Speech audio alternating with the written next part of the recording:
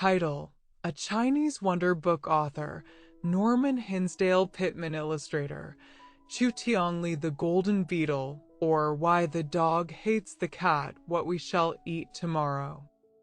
I haven't the slightest idea, said Widow Wang to her eldest son as he started out one morning in search of work. Oh, the gods will provide. I'll find a few coppers somewhere, replied the boy, trying to speak cheerfully, although in his heart he also had not the slightest idea in which direction to turn. The winter had been a hard one, extreme cold, deep snow, and violent winds.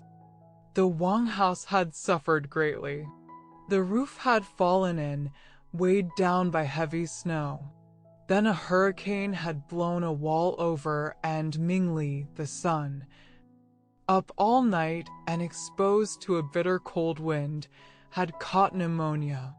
Long days of illness followed, with the spending of extra money for medicine. All their scant savings had soon melted away, and at the shop where Mingli had been employed his place was filled by another. When at last he arose from his sick bed, he was too weak for hard labor, and there seemed to be no work in the neighboring villages for him to do. Night after night he came home, trying not to be discouraged, but in his heart feeling the deep pangs of sorrow that come to the good son who sees his mother suffering for want of food and clothing. Bless his good heart, said the poor widow after he had gone. No mother ever had a better boy. I hope he is right in saying the gods will provide.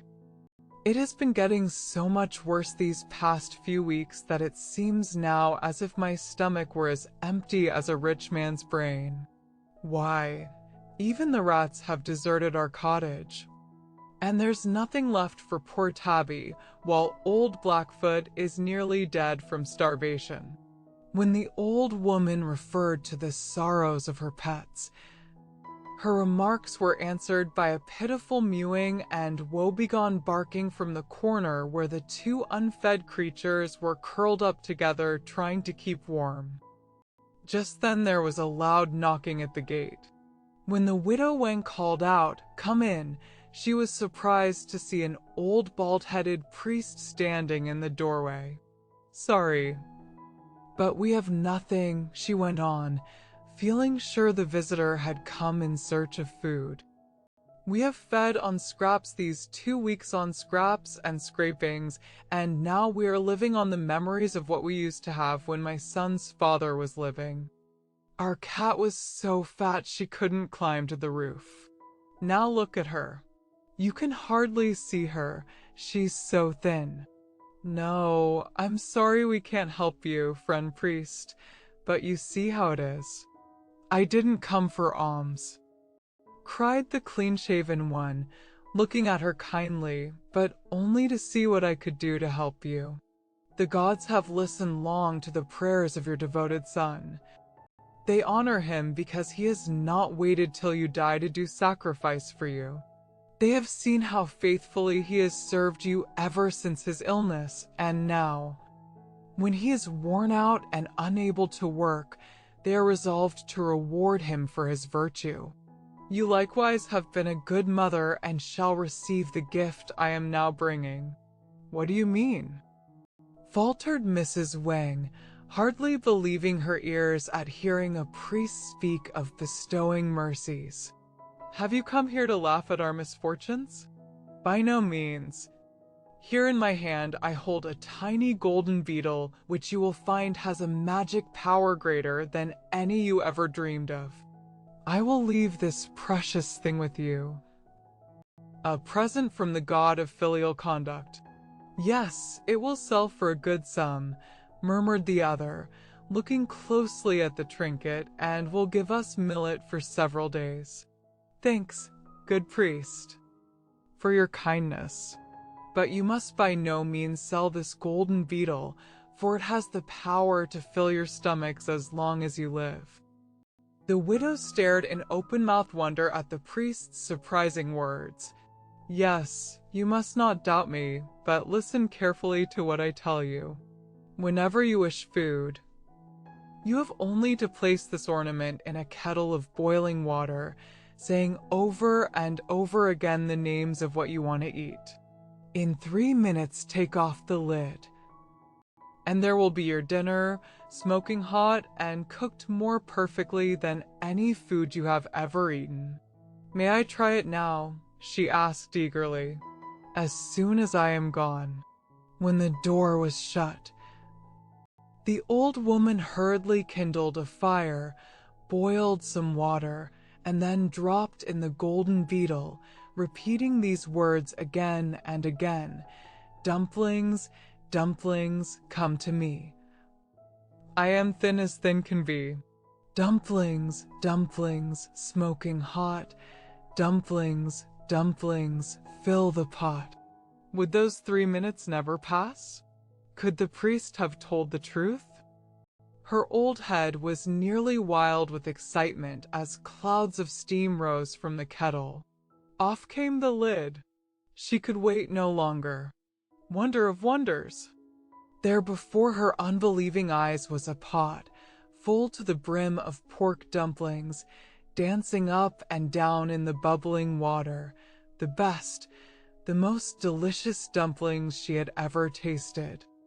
She ate and ate till there was no room left in her greedy stomach, and then she feasted the cat and the dog until they were ready to burst. Good fortune has come at last, whispered Blackfoot, the dog, to Whitehead, the cat, as they lay down to sun themselves outside. I fear I couldn't have held out another week without running away to look for food. I don't know just what's happened, but there's no use questioning the gods. Mrs. Wang fairly danced for joy at the thought of her son's return and of how she would feast him. Poor boy! How surprised he will be at our fortune, and it's all on account of his goodness to his old mother. When Ming Li came, with a dark cloud overhanging his brow, the widow saw plainly that disappointment was written there.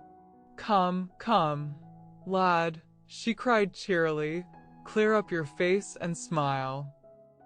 For the gods have been good to us, and I shall soon show you how richly your devotion has been rewarded. So saying, she dropped the golden beetle into the boiling water and stirred up the fire. Thinking his mother had gone stark mad for want of food, Ming Li stared solemnly at her. Anything was preferable to this misery.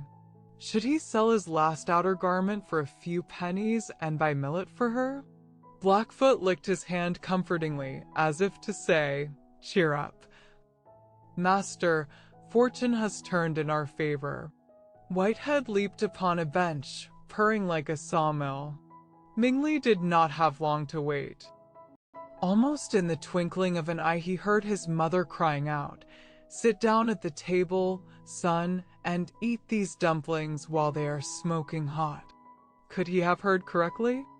Did his ears deceive him? No, there on the table was a huge platter full of the delicious pork dumplings he liked better than anything else in all the world, except, of course, his mother. Eat and ask no questions, counseled the widow Wang. When you are satisfied, I will tell you everything. Wise advice. Very soon the young man's chopsticks were twinkling like a little star in the verses. He ate long and happily while his good mother watched him, her heart overflowing with joy at seeing him at last able to satisfy his hunger. But still the old woman could hardly wait for him to finish. She was so anxious to tell him her wonderful secret. Here, son, she cried at last, as he began to pause between mouthfuls, look at my treasure. And she held out to him the golden beetle. First tell me what good fairy of a rich man has been filling our hands with silver? That's just what I am trying to tell you, she laughed. For there was a fairy here this afternoon, sure enough, only he was dressed like a bald priest. That golden beetle is all he gave me, but with it comes a secret worth thousands of cash to us." The youth fingered the trinket idly, still doubting his senses and waiting impatiently for the secret of his delicious dinner. "But, mother, what has this brass bauble to do with the dumplings, these wonderful pork dumplings, the finest I ever ate?" "Baubles indeed. Brass. Fie, fie, my boy. You little know what you are saying. Only listen, and you shall hear a tale that will open your eyes." She then told him what had happened, and ended by setting all of the leftover dumplings upon the floor for Blackfoot and Whitehead, a thing her son had never seen her do before. For they had been miserably poor and had had to save every scrap for the next meal. Now began a long period of perfect happiness. Mother, son, dog, and cat all enjoyed themselves to their heart's content. All manner of new foods such as they had never tasted were called forth from the pot by the wonderful little beetle. Birdnest soup, shark's fins, and 100 other delicacies were theirs for the asking, and soon Mingli regained all his strength, but I fear at the same time grew somewhat lazy, for it was no longer necessary for him to work. As for the two animals, they became fat and sleek, and their hair grew long and glossy. "Here, son," she cried, "have a look at my treasure." But alas, according to a Chinese proverb, pride invites sorrow. The little family became so proud of their good fortune that they began to ask friends and relatives to dinner that they might show off their good meals. One day a Mr. and Mrs. Chu came from a distant village. They were much astonished at seeing the high style in which the Wangs lived. They had expected a beggar's meal, but went away with full stomachs. "It's the best stuff I ever ate," said Mr. Chu, as they entered their own tumble-down house. "Yes, and I know where it came from," exclaimed his wife. "I saw Widow Wang take a little gold ornament out of the pot and hide it in a cupboard. It must be some sort of charm, for I heard her mumbling to herself about pork and dumplings just as she was stirring up the fire." "A charm, eh? Why is it that other people have all the luck? It looks as if we were doomed forever to be poor. Why not borrow Mrs. Wang's charm for a few days until we can pick up a little flesh to keep our bones from clattering? Turnabout's fair play. Of course, we'll return it sooner or later. Doubtless they keep very close watch over it." "When would you find them away from home, now that they don't have to work anymore?"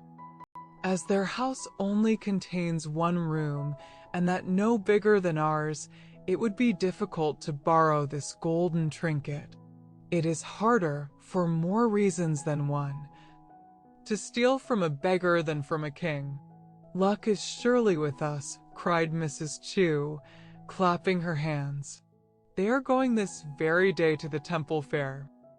I overheard Mrs. Wang tell her son that he must not forget he was to take her about the middle of the afternoon.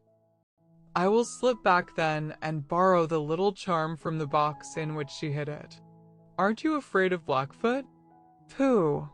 He's so fat he can do nothing but roll. If the widow comes back suddenly, I'll tell her I came to look for my big hairpin, that I lost it while I was at dinner." "All right, go ahead. Only of course we must remember we're borrowing the thing, not stealing it. For the Wangs have always been good friends to us, and then, too, we have just dined with them." So skillfully did this crafty woman carry out her plans that within an hour she was back in her own house, gleefully showing the priest's charm to her husband. Not a soul had seen her enter the Wang house. The dog had made no noise, and the cat had only blinked her surprise at seeing a stranger, and had gone to sleep again on the floor. Great was the clamor and weeping when, On returning from the fair in expectation of a hot supper, the widow found her treasure missing. It was long before she could grasp the truth. She went back to the little box in the cupboard 10 times before she could believe it was empty, and the room looked as if a cyclone had struck it. So long and carefully did the two unfortunates hunt for the lost beetle. Then came days of hunger, which were all the harder to bear since the recent period of good food and plenty. Oh! If they had only not got used to such dainties, how hard it was to go back to scraps and scrapings. But if the widow and her son were sad over the loss of the good meals, the two pets were even more so. They were reduced to beggary and had to go forth daily upon the streets in search of stray bones and refuse that decent dogs and cats turned up their noses at. One day, after this period of starvation had been going on for some time, Whitehead began suddenly to frisk about in great excitement. "Whatever is the matter with you?" growled Blackfoot. "Are you mad from hunger, or have you caught another flea?" "I was just thinking over our affairs, and now I know the cause of all our trouble." "Do you indeed?" sneered Blackfoot. "Yes, I do indeed. And you'd better think twice before you mock me, for I hold your future in my paw, as you will very soon see." "Well, you needn't get angry about nothing. What wonderful discovery have you made that every rat has one tail? First of all, are you willing to help me bring good fortune back to our family?" "Of course I am." "Don't be silly," barked the dog, wagging his tail joyfully at the thought of another good dinner. Surely, I will do anything you like if it will bring Dame Fortune back again." "All right. Here's the plan. There has been a thief in the house who has stolen our mistress's golden beetle. You remember all our big dinners that came from the pot? Well, every day I saw our mistress take a little golden beetle out of the black box and put it into the pot. One day she held it up before me, saying, 'Look, Puss, there's the cause of all our happiness. Don't you wish it was yours?' Then she laughed and put it back into the box that stays in the cupboard." "Is that true?" questioned Blackfoot. "Why didn't you say something about it before? You remember the day Mr. and Mrs. Chu were here, and how Mrs. Chu returned in the afternoon after Master and Mistress had gone to the fair. I saw her, out of the tail of my eye, go to that very black box and take out the golden beetle. I thought it curious, but never dreamed she was a thief. Alas, I was wrong. She took the beetle. And if I am not mistaken, she and her husband are now enjoying the feasts that belong to us." "Let's claw them," growled Blackfoot, gnashing his teeth. "That would do no good," counseled the other, for they would be sure to come out best in the end. "We want the beetle back, that's the main thing. We'll leave revenge to human beings. It is none of our business." "What do you suggest?" said Blackfoot. "I am with you through thick and thin. Let's go to the Chu house and make off with the beetle."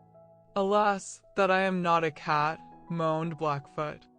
"If we go there I couldn't get inside, for robbers always keep their gates well locked. If I were like you I could scale the wall. It is the first time in all my life I ever envied a cat." "We will go together," continued Whitehead. "I will ride on your back when we are fording the river, and you can protect me from strange animals. When we get to the Chu house, I will climb over the wall and manage the rest of the business myself. Only you must wait outside to help me to get home with the prize." No sooner arranged than done. The companions set out that very night on their adventure. They crossed the river as the cat had suggested, and Blackfoot really enjoyed the swim, for, as he said, It took him back to his puppyhood, while the cat did not get a single drop of water on her face. It was midnight when they reached the Chew house. "Just wait till I return," purred Whitehead in Blackfoot's ear. With a mighty spring, she reached the top of the mud wall and then jumped down to the inside court, while she was resting in the shadow, trying to decide just how to go about her work. A slight rustling attracted her attention, and pop.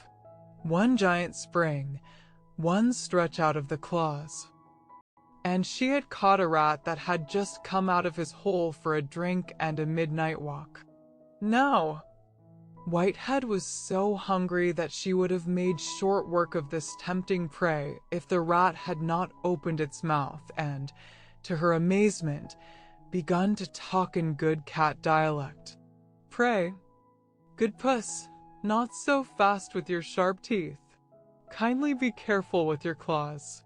Don't you know it is the custom now to put prisoners on their honor?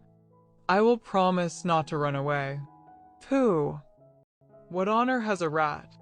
Most of us haven't much, I grant you, but my family was brought up under the roof of Confucius.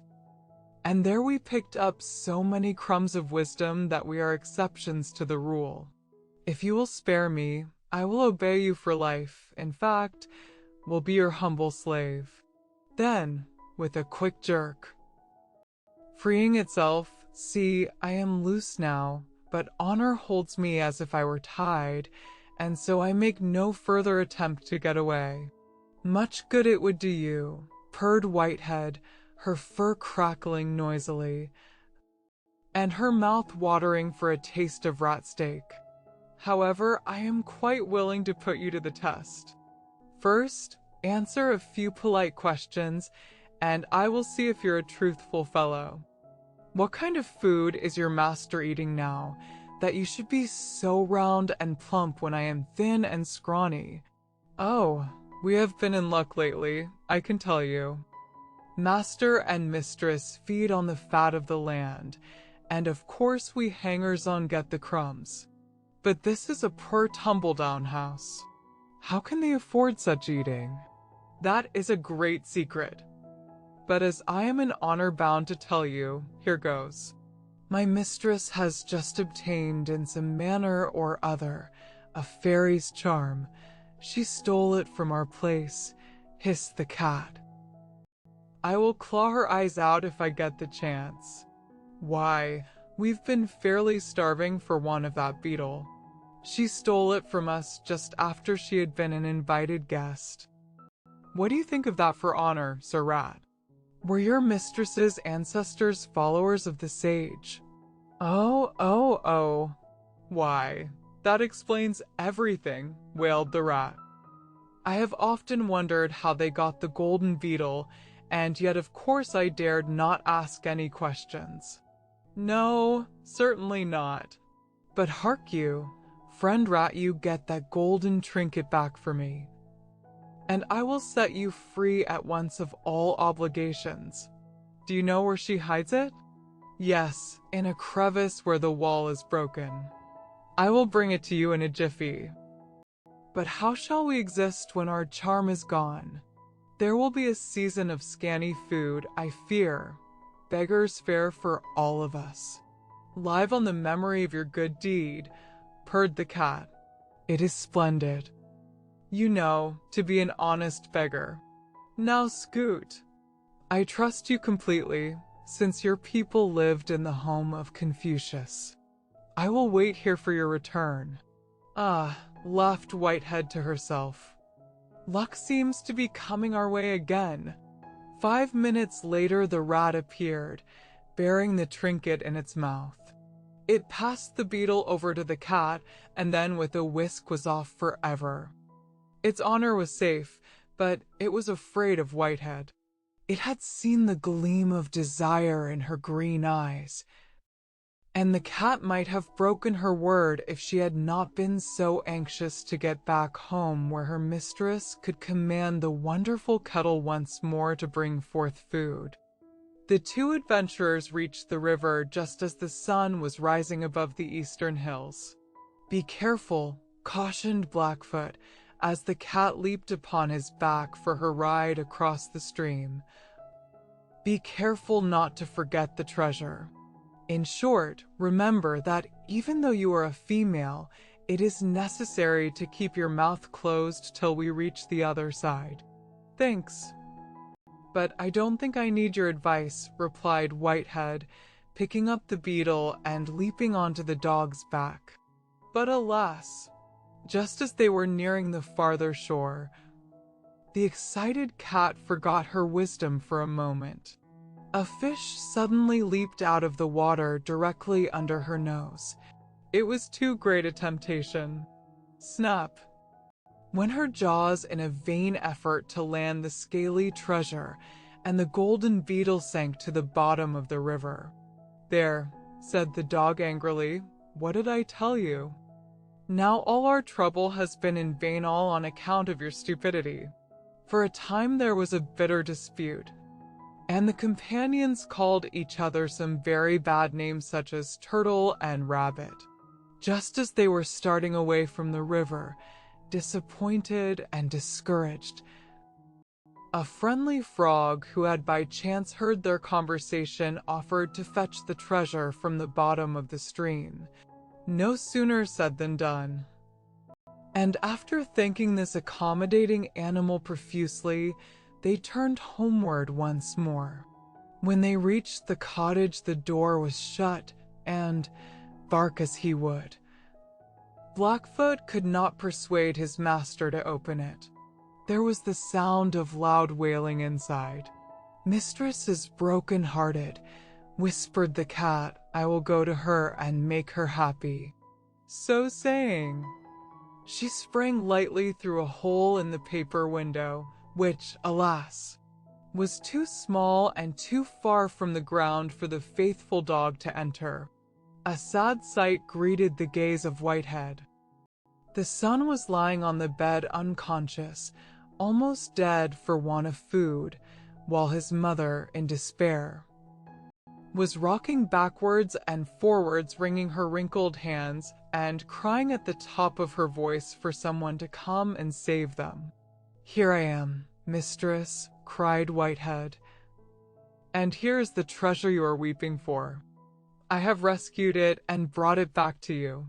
The widow, wild with joy at sight of the beetle, seized the cat in her scrawny arms and hugged the pet tightly to her bosom. Breakfast, son, breakfast. Wake up from your swoon. Fortune has come again.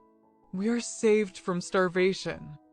Soon a steaming hot meal was ready, and you may well imagine how the old woman and her son, heaping praises upon Whitehead, filled the beast's platter with good things. But never a word did they say of the faithful dog, who remained outside sniffing the fragrant odors and waiting in sad wonder. For all this time the artful cat had said nothing of Blackfoot's part in the rescue of the golden beetle. At last, when breakfast was over, slipping away from the others, Whitehead jumped out through the hole in the window. Oh, my dear Blackfoot, she began laughingly, you should have been inside to see what a feast they gave me. Mistress was so delighted at my bringing back her treasure that she could not give me enough to eat, nor say enough kind things about me. Too bad, old fellow, that you are hungry. You'd better run out into the street and hunt up a bone. Maddened by the shameful treachery of his companion, the enraged dog sprang upon the cat and in a few seconds had shaken her to death. So dies the one who forgets a friend and who loses honor, he cried sadly, as he stood over the body of his companion. Rushing out into the street, he proclaimed the treachery of Whitehead to the members of his tribe, at the same time advising that all self-respecting dogs should from that time onwards make war upon the feline race. And that is why the descendants of old Blackfoot, whether in China or in the great countries of the West, have waged continual war upon the children and grandchildren of Whitehead. For 1,000 generations of dogs have fought them and hated them with a great and lasting hatred. The great bell, the mighty Younglow, sat on the great throne surrounded by 100 attendants. He was sad, for he could think of no wonderful thing to do for his country. He flirted his silken fan nervously and snapped his long fingernails in the impatience of despair. "Woe is me," he cried at last, his sorrow getting the better of his usual calmness. "I have picked up the great capital and moved it from the south to Peking and have built here a mighty city. I have surrounded my city with a wall, even thicker and greater than the famous Wall of China. I have constructed in this city scores of temples and palaces. I have had the wise men and scholars compile a great book of wisdom, made up of 23,000 volumes, the largest and most wonderful collection of learning ever gathered together by the hands of men. I have built watchtowers, bridges, and giant monuments, and now, alas, as I approach the end of my days as ruler of the Middle Kingdom, there is nothing more to be done for my people. Better far that I should even now close my tired eyes forever and mount up on high to be the guest of the dragon, than live on in idleness, giving to my children an example of uselessness and sloth. But, Your Majesty," began one of Younglow's most faithful courtiers, named Minglin, falling upon his knees and knocking his head 3 times on the ground, "if you would only deign to listen to your humble slave, I would dare to suggest a great gift for which the many people of Peking, your children, would rise up and bless you both now and in future generations. Only tell me of such a gift, and I will not only grant it to the imperial city, but as a sign of thanksgiving to you for your sage counsel, I will bestow upon you the royal peacock feather." "It is not for one of my small virtues," replied the delighted official, "to wear the feather when others so much wiser are denied it, but if it please your Majesty, remember that in the northern district of the city there has been erected a bell tower which as yet remains empty. The people of the city need a giant bell to sound out the fleeting hours of the day, that they may be urged on to perform their labors and not be idle. The water clock already marks the hours, but there is no bell to proclaim them to the populace."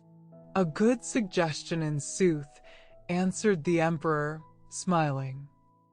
"And yet who is there among us that has skill enough in bellcraft to do the task you propose? I am told that to cast a bell worthy of our imperial city requires the genius of a poet and the skill of an astronomer." "True, most mighty one, and yet permit me to say that Kuan Yu, who so skillfully molded the imperial cannon, can also cast a giant bell.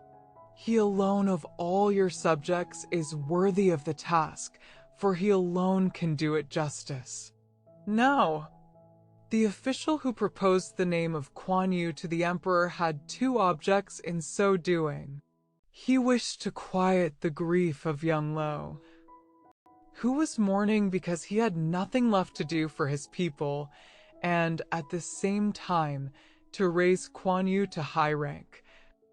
For Kuan Yu's only daughter had for several years been betrothed to Minglin's only son, and it would be a great stroke of luck for Minglin if his daughter-in-law's father should come under direct favor of the emperor.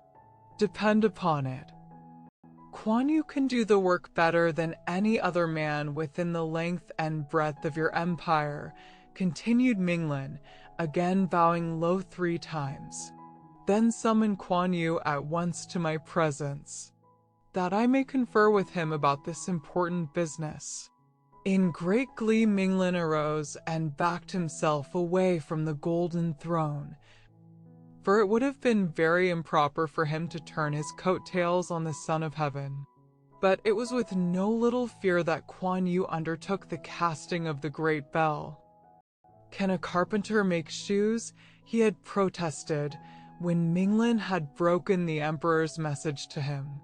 "Yes," replied the other quickly, "if they be like those worn by the little island dwarfs, and, therefore, made of wood. Bells and cannon are cast from similar material. You ought easily to adapt yourself to this new work."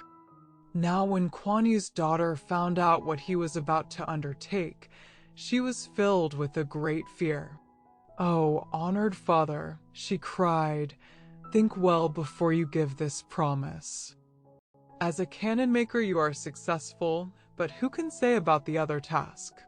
And if you fail, the Great One's wrath will fall heavily upon you." "Just hear the girl," interrupted the ambitious mother. "What do you know about success and failure? You'd better stick to the subject of cooking and baby clothes, for you will soon be married.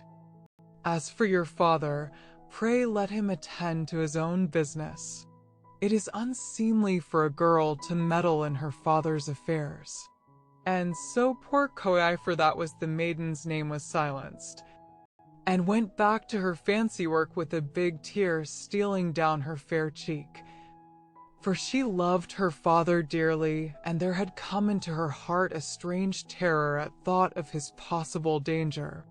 Meanwhile, Kuan Yu was summoned to the Forbidden City, which is in the center of Peking and in which stands the Imperial Palace. There he received his instructions from the Son of Heaven.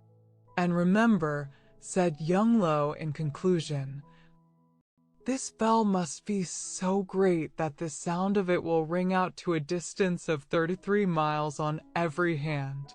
To this end, you should add in proper proportions gold and brass, for they give depth and strength to everything with which they mingle.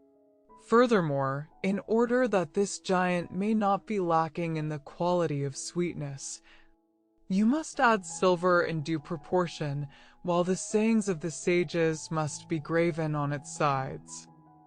Now when Kuan Yu had really received his commission from the emperor, he searched the bookstalls of the city to find, if possible, some ancient descriptions of the best methods used in bell casting. Also, he offered generous wages to all who had ever had experience in the great work for which he was preparing. Soon his great foundry was alive with laborers. Huge fires were burning. Great piles of gold, silver, and other metals were lying here and there, ready to be weighed. Whenever Kuan Yu went out to a public tea house, all of his friends plied him with questions about the great bell. "Will it be the largest in the world?" "Oh, no," he would reply.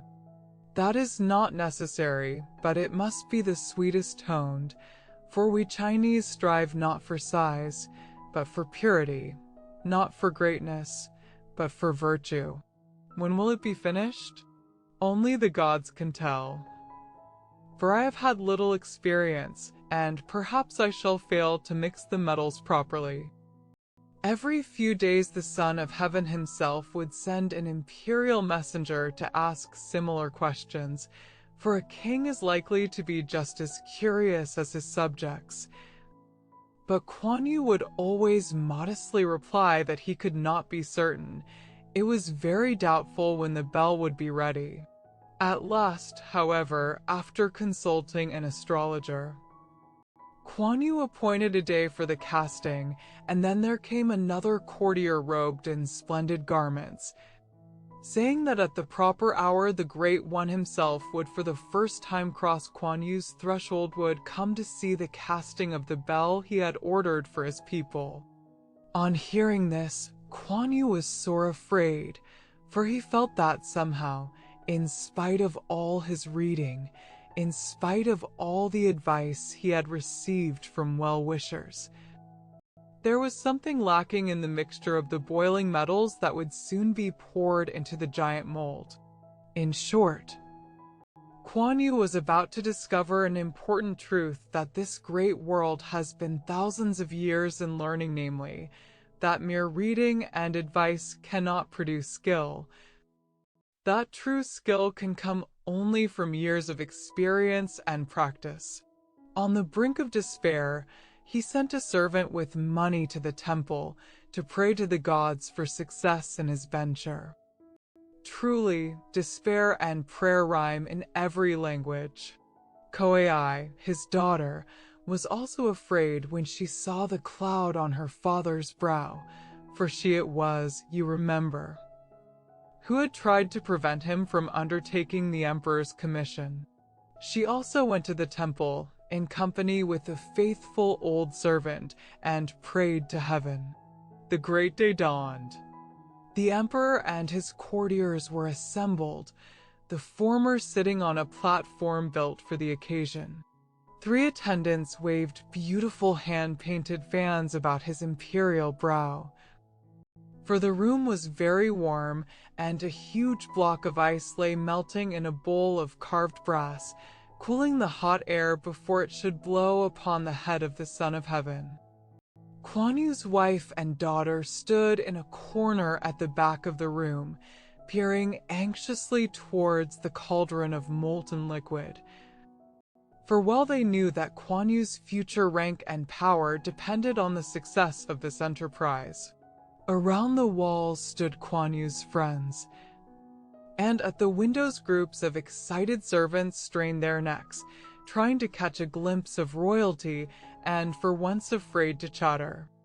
Kuan Yu himself was hurrying hither and thither, now giving a final order, now gazing anxiously at the empty mold, and again glancing towards the throne to see if his imperial master was showing signs of impatience. At last all was ready.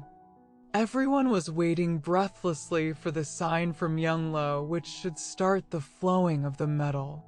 A slight bow of the head, a lifting of the finger, the glowing liquid, hissing with delight at being freed even for a moment from its prison, ran forward faster and faster along the channel that led into the great earthen bed. The bellmaker covered his eyes with his fan, afraid to look at the swiftly flowing stream. Were all his hopes to be suddenly dashed by the failure of the metals to mix and harden properly? A heavy sigh escaped him as at last he looked up at the thing he had created. Something had indeed gone wrong. He knew in the flash of an eye that misfortune had overtaken him. Yes, sure enough, when at last the earthen casting had been broken, even the smallest child could see that the giant bell, instead of being a thing of beauty, was a sorry mass of metals that would not blend. Alas, said Young Lo, here is indeed a mighty failure. But even in this disappointment I see an object lesson well worthy of consideration, for behold, in yonder elements are all the materials of which this country is made up. There are gold and silver and the baser metals. United in the proper manner, they would make a bell so wonderfully beautiful and so pure of tone that the very spirits of the western heavens would pause to look and listen. But divided they form a thing that is hideous to eye and ear. Oh, my China! How many wars are there from time to time among the different sections, weakening the country and making it poor? If only all these peoples, great and small, the gold and silver and the baser elements, would unite, then would this land be really worthy of the name of the Middle Kingdom. The courtiers all applauded this speech of the great Young Lo, but Kuan Yu remained on the ground where he had thrown himself at the feet of his sovereign. Still bowing his head and moaning, he cried out, "Ah, Your Majesty, I urged you not to appoint me, and now indeed you see my unfitness. Take my life, I beg you, as a punishment for my failure. Rise." Kuan Yu, said the great prince, "I would be a mean master indeed if I did not grant you another trial. Rise up and see that your next casting profits by the lesson of this failure." So Kuan Yu arose, for when the king speaks, all men must listen. The next day he began his task once more, but still his heart was heavy, for he knew not the reason of his failure and was therefore unable to correct his error. For many months he labored night and day. Hardly a word would he speak to his wife. And when his daughter tried to tempt him with a dish of sunflower seed that she had parched herself, he would reward her with a sad smile, but would by no means laugh with her and joke as had formerly been his custom. On the 1st and 15th day of every moon he went himself to the temple and implored the gods to grant him their friendly assistance, while Koei added her prayers to his, burning incense and weeping before the grinning idols. Again the great Young Lo was seated on the platform in Kuan Yu's foundry, and again his courtiers hovered round him, but this time, as it was winter, they did not flirt the silken fans. The Great One was certain that this casting would be successful. He had been lenient with Kuan Yu on the first occasion, and now at last he and the great city were to profit by that mercy. Again he gave the signal. Once more every neck was craned to see the flowing of the metal. But, alas! When the casing was removed, it was seen that the new bell was no better than the first. It was, in fact, a dreadful failure, cracked and ugly. For the gold and silver and the baser elements had again refused to blend into a united whole. With a bitter cry which touched the hearts of all those present, the unhappy Kuan Yu fell upon the floor. This time he did not bow before his master, for at the sight of the miserable conglomeration of useless metals his courage failed him, and he fainted. When at last he came to, the first sight that met his eyes was the scowling face of Young Lo. Then he heard, as in a dream, the stern voice of the Son of Heaven, "Unhappy Kuan Yu, can it be that you, upon whom I have ever heaped my favors, have twice betrayed the trust? The first time, I was sorry for you and willing to forget. But now that sorrow has turned into anger, the anger of heaven itself is upon you. Now, I bid you mark well my words. A third chance you shall have to cast the bell. But if on that third attempt you fail, then by order of the vermilion pencil both you and Minglin, who recommended you, shall pay the penalty." For a long time after the emperor had departed, Kuan Yu lay on the floor surrounded by his attendants, but chief of all those who tried to restore him was his faithful daughter. For a whole week he wavered between life and death, and then at last there came a turn in his favor. Once more he regained his health, once more he began his preparations. Yet all the time he was about his work his heart was heavy, for he felt that he would soon journey into the dark forest, the region of the Great Yellow Spring, the place from which no pilgrim ever returns. Koei, too, felt more than ever that her father was in the presence of a great danger. "Surely," she said one day to her mother, "a raven must have flown over his head. He is like the proverb of the blind man on the blind horse coming at midnight to a deep ditch. Oh, how can he cross over?" Willingly would this dutiful daughter have done anything to save her loved one. Night and day she racked her brains for some plan, but all to no avail. On the day before the third casting, as Koei was sitting in front of her brass mirror braiding her long black hair, suddenly a little bird flew in at the window and perched upon her head. Immediately the startled maiden seemed to hear a voice as if some good fairy were whispering in her ear, "Do not hesitate. You must go and consult the famous juggler who even now is visiting the city. Sell your jade stones and other jewels. For this man of wisdom will not listen unless his attention is attracted by huge sums of money." The feathered messenger flew out of her room, but Koei had heard enough to make her happy. She dispatched a trusted servant to sell her jade and her jewels, charging him on no account to tell her mother. Then, with a great sum of money in her possession, she sought out the magician who was said to be wiser than the sages in knowledge of life and death. "Tell me," she implored. As the graybeard summoned her to his presence, "Tell me how I can save my father, for the emperor has ordered his death if he fails a third time in the casting of the bell." The astrologer, after plying her with questions, put on his tortoise-shell glasses and searched long in his book of knowledge. He also examined closely the signs of the heavens, consulting the mystic tables over and over again. Finally, he turned toward Koei, who all the time had been awaiting his answer with impatience. "Nothing could be plainer than the reason of your father's failure, for when a man seeks to do the impossible, he can expect fate to give him no other answer. Gold cannot unite with silver, nor brass with iron, unless the blood of a maiden is mingled with the molten metals, but the girl who gives up her life to bring about the fusion must be pure and good." With a sigh of despair, Koei heard the astrologer's answer. She loved the world and all its beauties.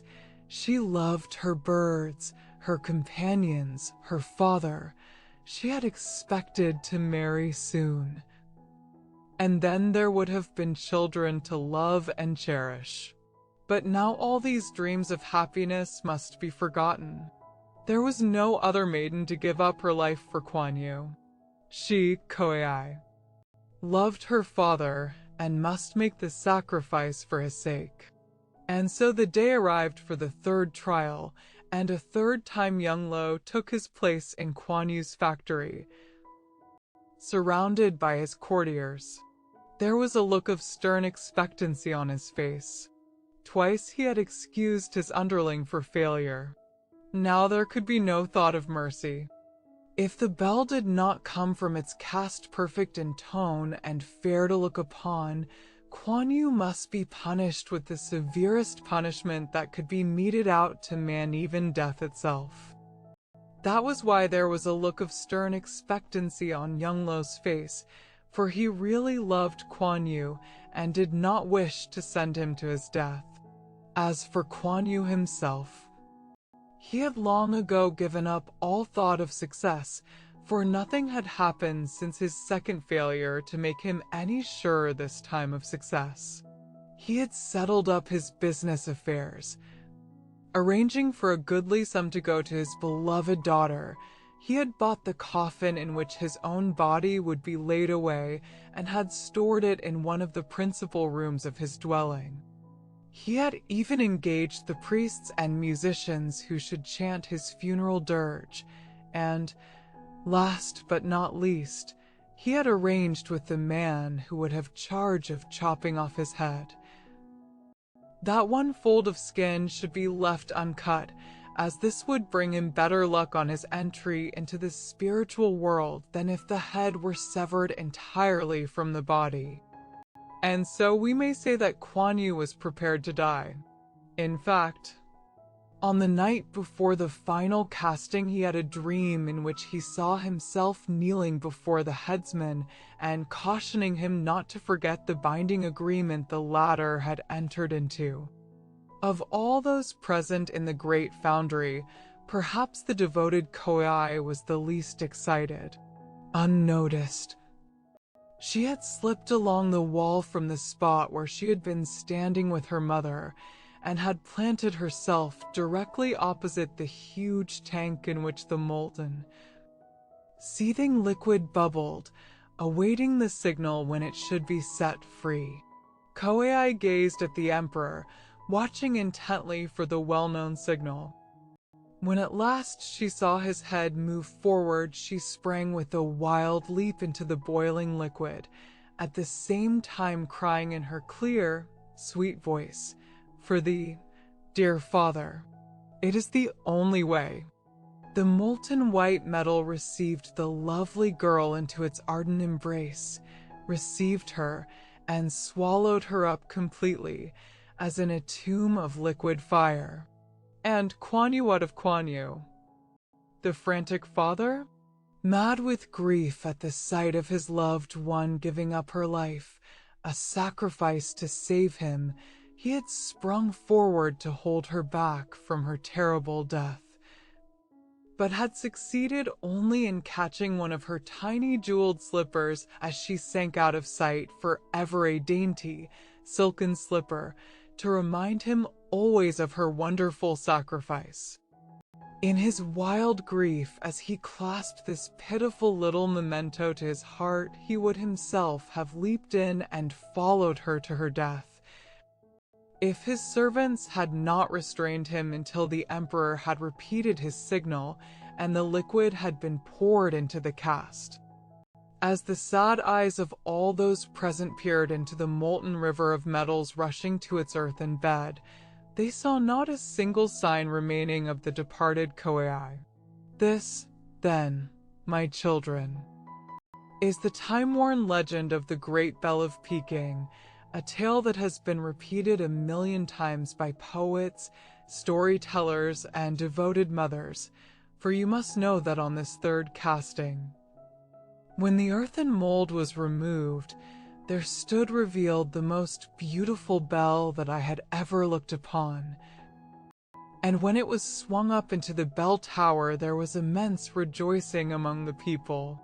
The silver and the gold and the iron and the brass, held together by the blood of the Virgin, had blended perfectly, and the clear voice of the monster bell rang out over the great city, sounding a deeper, richer melody than that of any other bell within the limits of the Middle Kingdom, or, for that matter, of all the world. And, strange to say, even yet the deep-voiced Colossus seems to cry out the name of the maiden who gave herself a living sacrifice, Koei, Koei, Koei, so that all the people may remember her deed of virtue 10,000 years ago. And between the mellow peals of music there often seems to come a plaintive whisper that may be heard only by those standing near. See, the Chinese word for slipper. Alas! Say all who hear it, Koei is crying for her slipper. Poor little Koei. And now, my dear children, this tale is almost finished. But there is still one thing you must by no means fail to remember. By order of the emperor, the face of the great bell was graven with precious sayings from the classics, that even in its moments of silence the bell might teach lessons of virtue to the people. Behold, said young Lo, as he stood beside the grief-stricken father, amongst all yonder texts of wisdom, the priceless sayings of our honored sages, there is none that can teach to my children so sweet a lesson of filial love and devotion as that one last act of your devoted daughter. For though she died to save you, her deed will still be sung and extolled by my people when you are passed away, even when the bell itself has crumbled into ruins. The strange tale of Dr. Dog far up in the mountains of the province of Hunan in the central part of China, there once lived in a small village a rich gentleman who had only one child. This girl, like the daughter of Kuan Yu in the story of the Great Bell, was the very joy of her father's life. Now Mr. Min, for that was this gentleman's name, was famous throughout the whole district for his learning, and as he was also the owner of much property, he spared no effort to teach Honeysuckle the wisdom of the sages, and to give her everything she craved. Of course, this was enough to spoil most children, but Honeysuckle was not at all like other children. As sweet as the flower from which she took her name, she listened to her father's slightest command and obeyed without ever waiting to be told a second time. Her father often bought kites for her of every kind and shape. There were fish, birds, butterflies, lizards, and huge dragons, one of which had a tail more than 30 feet long. Mr. Min was very skillful in flying these kites for little Honeysuckle. And so naturally did his birds and butterflies circle round and hover about in the air that almost any little Western boy would have been deceived and said, "Why, there is a real bird, and not a kite at all."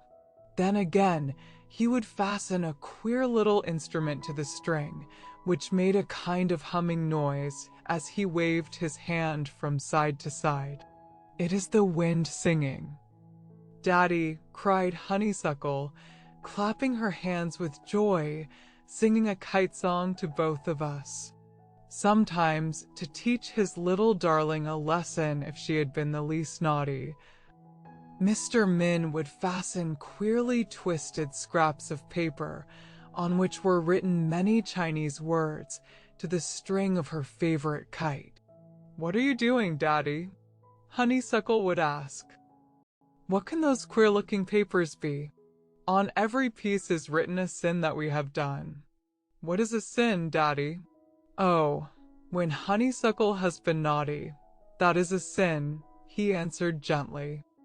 "Your old nurse is afraid to scold you, and if you are to grow up to be a good woman, Daddy must teach you what is right." Then Mr. Min would send the kite up high over the housetops, even higher than the tall pagoda on the hillside. When all his cord was let out, he would pick up 2 sharp stones and, handing them to Honeysuckle, would say, "Now, daughter, cut the string. And the wind will carry away the sins that are written down on the scraps of paper."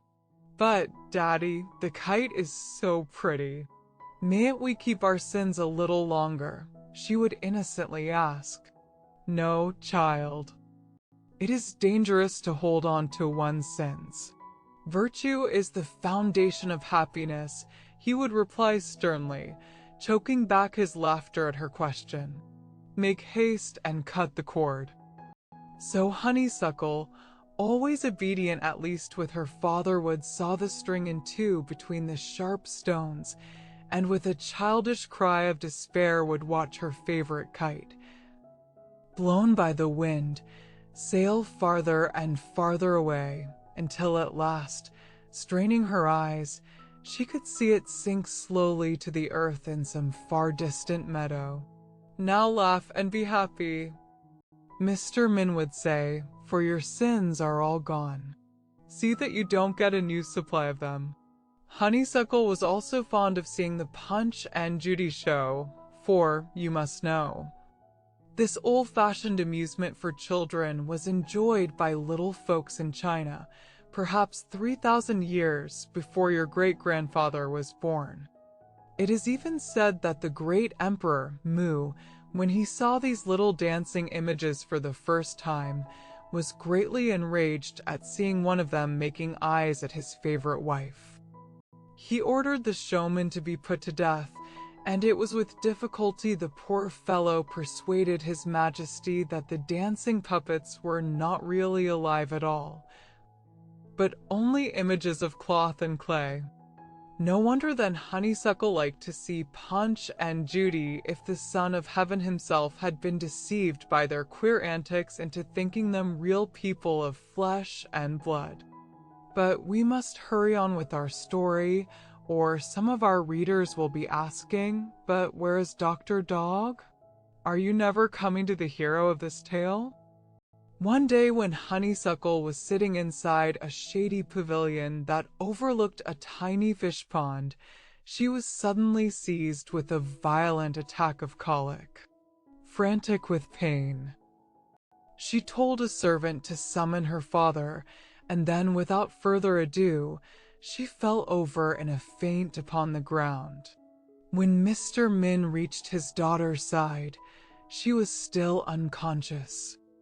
After sending for the family physician to come post-haste, he got his daughter to bed, but although she recovered from her fainting fit, the extreme pain continued until the poor girl was almost dead from exhaustion.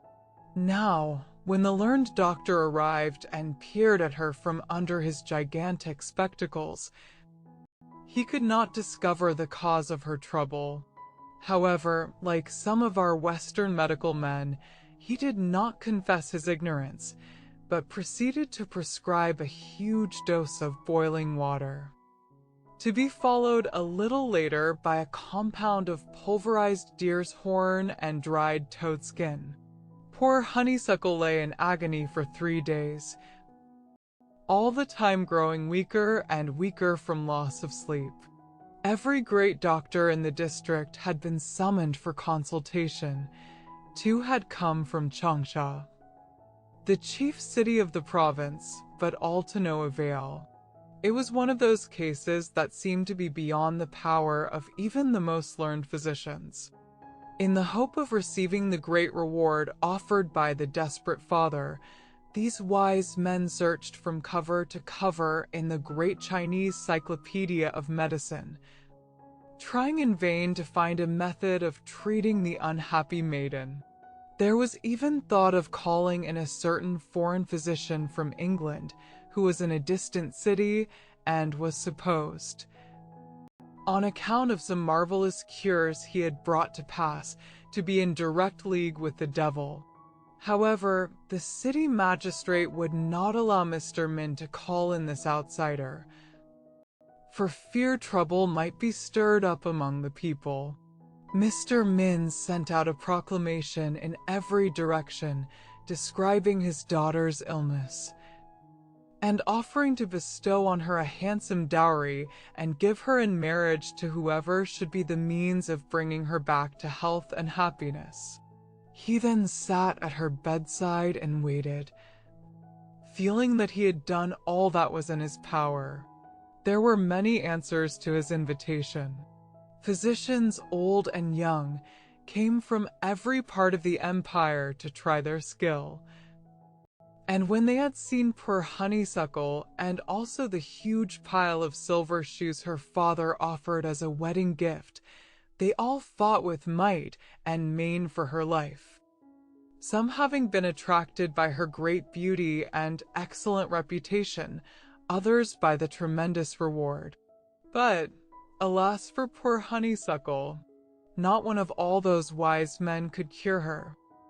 One day, when she was feeling a slight change for the better, she called her father, and, clasping his hand with her tiny one, said, "Were it not for your love, I would give up this hard fight and pass over into the dark wood, or, as my old grandmother says, fly up into the western heavens, for your sake. Because I am your only child, and especially because you have no son, I have struggled hard to live, but now I feel that the next attack of that dreadful pain will carry me away. And oh, I do not want to die."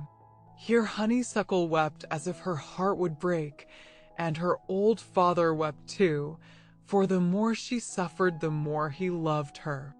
Just then her face began to turn pale. "It is coming. The pain is coming, father. Very soon I shall be no more. Goodbye, father. Goodbye. Good. ." Here her voice broke, and a great sob almost broke her father's heart. He turned away from her bedside. He could not bear to see her suffer. He walked outside and sat down on a rustic bench. His head fell upon his bosom, and the great salt tears trickled down his long gray beard. As Mr. Min sat thus overcome with grief, he was startled at hearing a low whine. Looking up, he saw, to his astonishment, a shaggy mountain dog about the size of a Newfoundland. The huge beast looked into the old man's eyes with so intelligent and human an expression, with such a sad and wistful gaze, that the graybeard addressed him, saying, "Why have you come?" "To cure my daughter."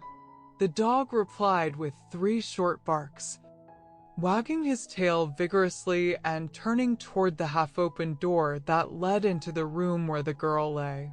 By this time, willing to try any chance whatever of reviving his daughter, Mr. Min bade the animal follow him into Honeysuckle's apartment.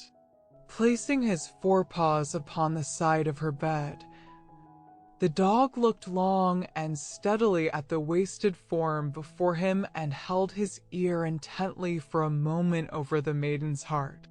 Then, with a slight cough, he deposited from his mouth into her outstretched hand a tiny stone. Touching her wrist with his right paw, he motioned to her to swallow the stone. "Yes, my dear." "Obey him," counseled her father, as she turned to him inquiringly, "for good Dr. Dog has been sent to your bedside by the mountain fairies, who have heard of your illness and who wish to invite you back to life again." Without further delay, the sick girl, who was by this time almost burned away by the fever, raised her hand to her lips and swallowed the tiny charm. Wonder of wonders! No sooner had it passed her lips than a miracle occurred. The red flush passed away from her face. The pulse resumed its normal beat, the pains departed from her body, and she arose from the bed well and smiling. Flinging her arms about her father's neck, she cried out in joy, "Oh, I am well again, well and happy, thanks to the medicine of the good physician." The noble dog barked 3 times, wild with delight at hearing these tearful words of gratitude, bowed low, and put his nose in Honeysuckle's outstretched hand. Mr. Min, greatly moved by his daughter's magical recovery, turned to the strange physician, saying, "Noble sir, were it not for the form you have taken, for some unknown reason, I would willingly give 4 times the sum in silver that I promised for the cure of the girl into your possession. As it is, I suppose you have no use for silver, but remember that so long as we live, whatever we have is yours for the asking, and I beg of you to prolong your visit. To make this the home of your old age in short, remain here forever as my guest, nay, as a member of my family." The dog barked thrice as if in assent. From that day he was treated as an equal by father and daughter. The many servants were commanded to obey his slightest whim, to serve him with the most expensive food on the market, to spare no expense in making him the happiest and best-fed dog in all the world. Day after day he ran at Honeysuckle's side as she gathered flowers in her garden, lay down before her door when she was resting, guarded her sedan chair when she was carried by servants into the city. In short, they were constant companions. A stranger would have thought they had been friends from childhood. One day, however, just as they were returning from a journey outside her father's compound, at the very instant when Honeysuckle was alighting from her chair, without a moment's warning, the huge animal dashed past the attendants, seized his beautiful mistress in his mouth, and before anyone could stop him, bore her off to the mountains. By the time the alarm was sounded, darkness had fallen over the valley, and as the night was cloudy, no trace could be found of the dog and his fair burden. Once more the frantic father left no stone unturned to save his daughter. Huge rewards were offered. Bands of woodmen scoured the mountains high and low, But alas, no sign of the girl could be found. The unfortunate father gave up the search and began to prepare himself for the grave. There was nothing now left in life that he cared for, nothing but thoughts of his departed daughter. Honeysuckle was gone forever. Alas, said he, quoting the lines of a famous poet who had fallen into despair, my whiting hair would make an endless rope, yet would not measure all my depth of woe. Several long years passed by, years of sorrow for the aging man, pining for his departed daughter. One beautiful October day, he was sitting in the very same pavilion where he had so often sat with his darling. His head was bowed forward on his breast, his forehead was lined with grief. A rustling of leaves attracted his attention. He looked up. Standing directly in front of him was Dr. Dog, and lo, riding on his back, clinging to the animal's shaggy hair, was Honeysuckle, his long-lost daughter, while standing nearby were three of the handsomest boys he had ever set eyes upon. Ah, my daughter, my darling daughter, where have you been all these years? Cried the delighted father, pressing the girl to his aching breast. Have you suffered many a cruel pain since you were snatched away so suddenly? Has your life been filled with sorrow? Only at the thought of your grief, she replied tenderly, stroking his forehead with her slender fingers. Only at the thought of your suffering. Only at the thought of how I should like to see you every day and tell you that my husband was kind and good to me. For you must know, dear father, this is no mere animal that stands beside you. This Dr. Dog, who cured me and claimed me as his bride because of your promise, is a great magician. He can change himself at will into 1,000 shapes. He chooses to come here in the form of a mountain beast so that no one may penetrate the secret of his distant palace. Then he is your husband? Faltered the old man, gazing at the animal with a new expression on his wrinkled face. Yes, my kind and noble husband, the father of my 3 sons, your grandchildren, whom we have brought to pay you a visit. And where do you live? In a wonderful cave in the heart of the great mountains, a beautiful cave whose walls and floors are covered with crystals and encrusted with sparkling gems. The chairs and tables are set with jewels. The rooms are lighted by 1,000 glittering diamonds. Oh, it is lovelier than the palace of the Son of Heaven himself. We feed of the flesh of wild deer and mountain goats, and fish from the clearest mountain stream. We drink cold water out of golden goblets without first boiling it, for it is purity itself. We breathe fragrant air that blows through forests of pine and hemlock. We live only to love each other and our children, and oh, we are so happy. And you, Father, you must come back with us to the great mountains and live there with us the rest of your days, which, the gods grant, may be very many. Clinging to the animal's shaggy hair was Honeysuckle. The old man pressed his daughter once more to his breast and fondled the children, who clambered over him rejoicing at the discovery of a grandfather they had never seen before. From Dr. Dog and his fair Honeysuckle are sprung, it is said, the well-known race of people called the Yes, who even now inhabit the mountainous regions of the Canton and Hunan provinces.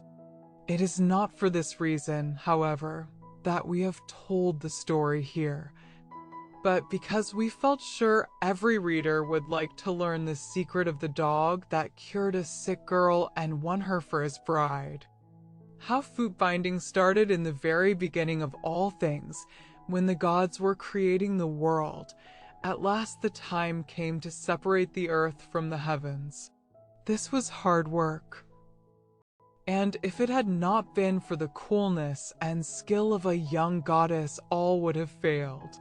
This goddess was named Luo. She had been idly watching the growth of the planet when, to her horror, she saw the newly made ball slipping slowly from its place. In another second, it would have shot down into the bottomless pit. Quick as a flash, Luo stopped it with her magic wand and held it firmly until the chief god came dashing up to the rescue. But this was not all. When men and women were put on the earth, Luo helped them greatly by setting an example of purity and kindness. Everyone loved her and pointed her out as the one who was always willing to do a good deed. After she had left the world and gone into the land of the gods, beautiful statues of her were set up in many temples to keep her image always before the eyes of sinful people. The greatest of these was in the capital city. Thus, when sorrowful women wished to offer up their prayers to some virtuous goddess, they would go to a temple of Luo and pour out their hearts before her shrine. At one time, the wicked Chaosen, last ruler of the Yins, went to pray in the city temple. There his royal eyes were captivated by the sight of a wonderful face, the beauty of which was so great that he fell in love with it at once, telling his ministers that he wished he might take this goddess, who was no other than Luo, for one of his wives. Now Luo was terribly angry that an earthly prince should dare to make such a remark about her. Then and there she determined to punish the emperor. Calling her assistant spirits, she told them of Chaosen's insult. Of all her servants, the most cunning was one whom we shall call Fox Sprite, because he really belonged to the fox family. Luo ordered Fox Sprite to spare himself no trouble in making the wicked ruler suffer for his impudence. For many days, try as he would, Chaosen, the great son of heaven, could not forget the face he had seen in the temple. He is stark mad, laughed his courtiers behind his back to fall in love with a statue. I must find a woman just like her, said the emperor, and take her to wife. Why not, most mighty one, suggested a favorite advisor, send forth a command throughout the length and breadth of your empire, that no maiden shall be taken in marriage until you have chosen yourself a wife whose beauty shall equal that of Luo. Chaosen was pleased with this suggestion and doubtless would have followed it had not his prime minister begged him to postpone issuing the order.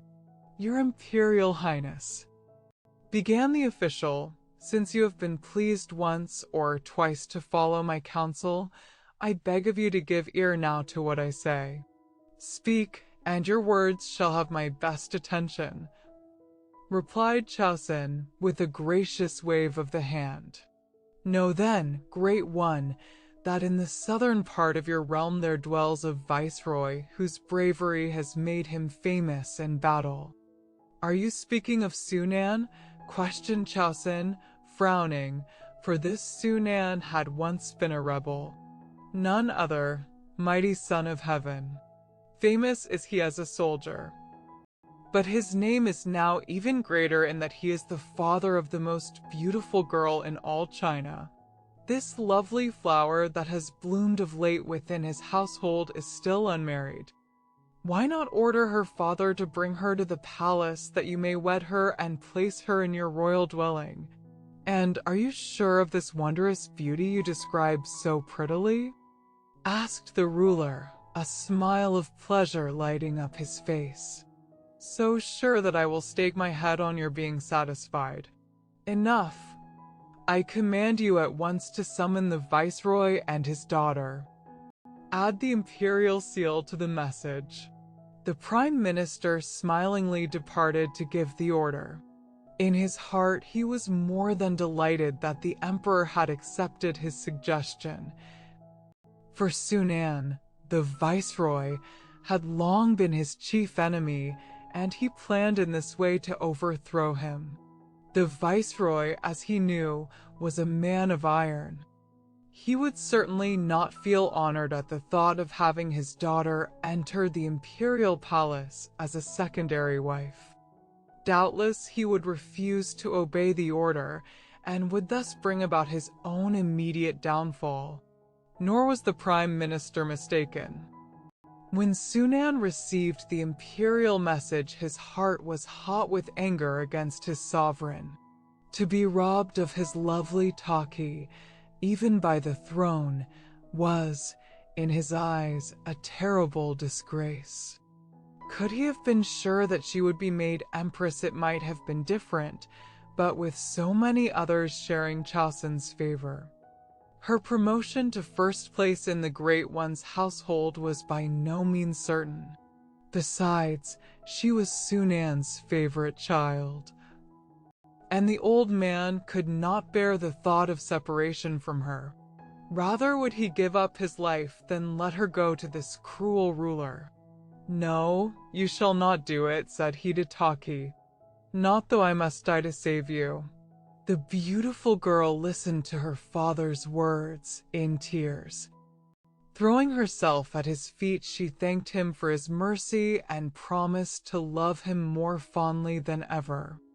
She told him that her vanity had not been flattered by what most girls might have thought an honor, that she would rather have the love of one good man like her father, than share with others the affections of a king.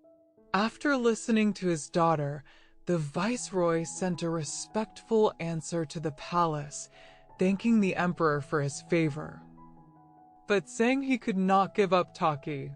"She is unworthy of the honor you purpose doing her," he said, in conclusion, "for, having been the apple of her father's eye, she would not be happy to share even your most august favor with the many others you have chosen." Throwing herself at his feet, she thanked him for his mercy. When the emperor learned of Sunan's reply, he could hardly believe his ears. To have his command thus disobeyed was an unheard of crime. Never before had a subject of the Middle Kingdom offered such an insult to a ruler. Boiling with rage, he ordered his prime minister to send forth an army that would bring the viceroy to his senses. Tell him if he disobeys that he and his family, together with all they possess, shall be destroyed. Delighted at the success of his plot against Sunan, the prime minister sent a regiment of soldiers to bring the rebel to terms. In the meantime, the friends of the daring viceroy had not been idle. Hearing of the danger threatening their ruler, who had become a general favorite, hundreds of men offered him their aid against the army of Chaosun. Thus, when the emperor's banners were seen approaching and the war drums were heard rolling in the distance, the rebels, with a great shout, dashed forth to do battle for their leader. In the fight that took place, the imperial soldiers were forced to run. When the emperor heard of this defeat, he was hot with anger. He called together his advisors and commanded that an army, double the size of the first one, should be sent to Sunan's country to destroy the fields and villages of the people who had risen up against him.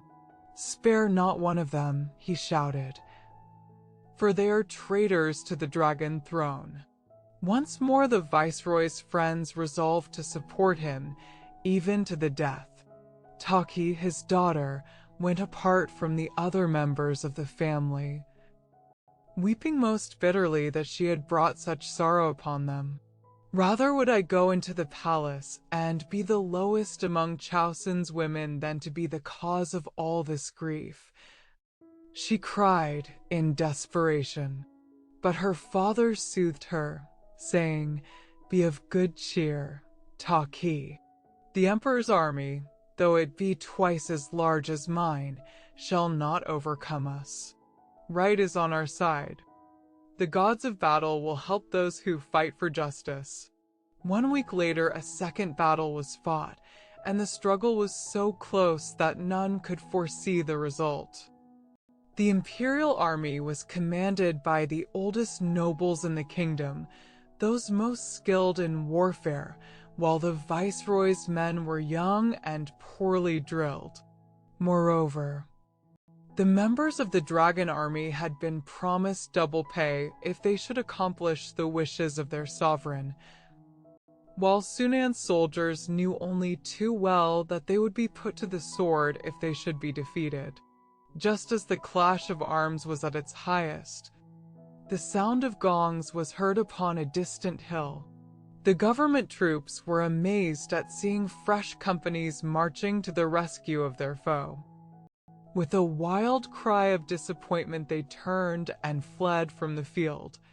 These unexpected reinforcements turned out to be women whom Taki had persuaded to dress up as soldiers and go with her for the purpose of frightening the enemy. Thus, for a second time was Sunan victorious. During the following year, several battles occurred that counted for little, except that in each of them many of Sunan's followers were killed. At last one of the viceroy's best friends came to him, saying, "Noble lord, it is useless to continue the struggle. I fear you must give up the fight. You have lost more than half your supporters. The remaining bowmen are either sick or wounded and can be of little use. The emperor, moreover, is even now raising a new army from the distant provinces and will soon send against us a force 10 times as great as any we have yet seen. There being no hope of victory, further fighting would be folly. Lead, therefore, your daughter to the palace. Throw yourself upon the mercy of the throne. You must accept cheerfully the fate the gods have suffered you to bear." Taki, chancing to overhear this conversation, rushed in and begged her father to hold out no longer, but to deliver her up to the greed of the wicked Chaosen. With a sigh, the viceroy yielded to their wishes. The next day he dispatched a messenger to the emperor, promising to bring Taki at once to the capital.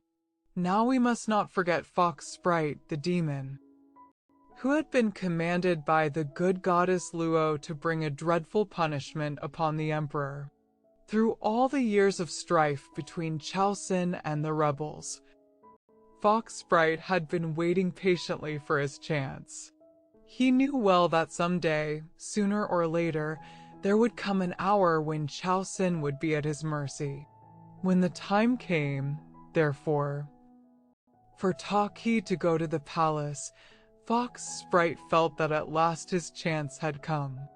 The beautiful maiden for whom Chaosen had given up so many hundreds of his soldiers would clearly have great power over the emperor. She must be made to help in the punishment of her wicked husband. So Fox Sprite made himself invisible and traveled with the viceroy's party as it went from central China to the capital. On the last night of their journey, Sunan and his daughter stopped for rest and food at a large inn. No sooner had the girl gone to her room for the night than Fox Sprite followed her. Then he made himself visible. At first she was frightened to see so strange a being in her room, but when Fox Sprite told her he was a servant of the great goddess, Luo, she was comforted, for she knew that Luo was the friend of women and children.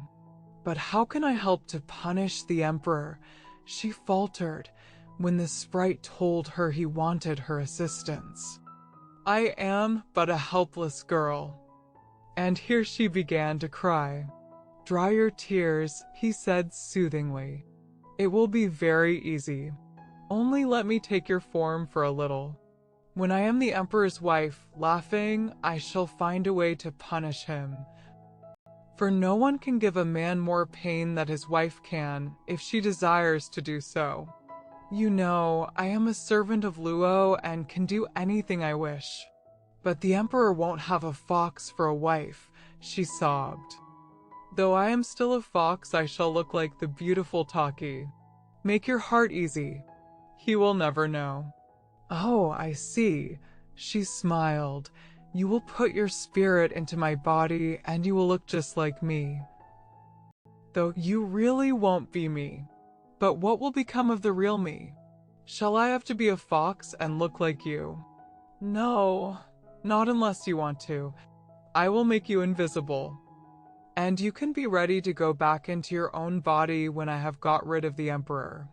"Very well," replied the girl, somewhat relieved by his explanation, "but try not to be too long about it, because I don't like the idea of somebody else walking about in my body."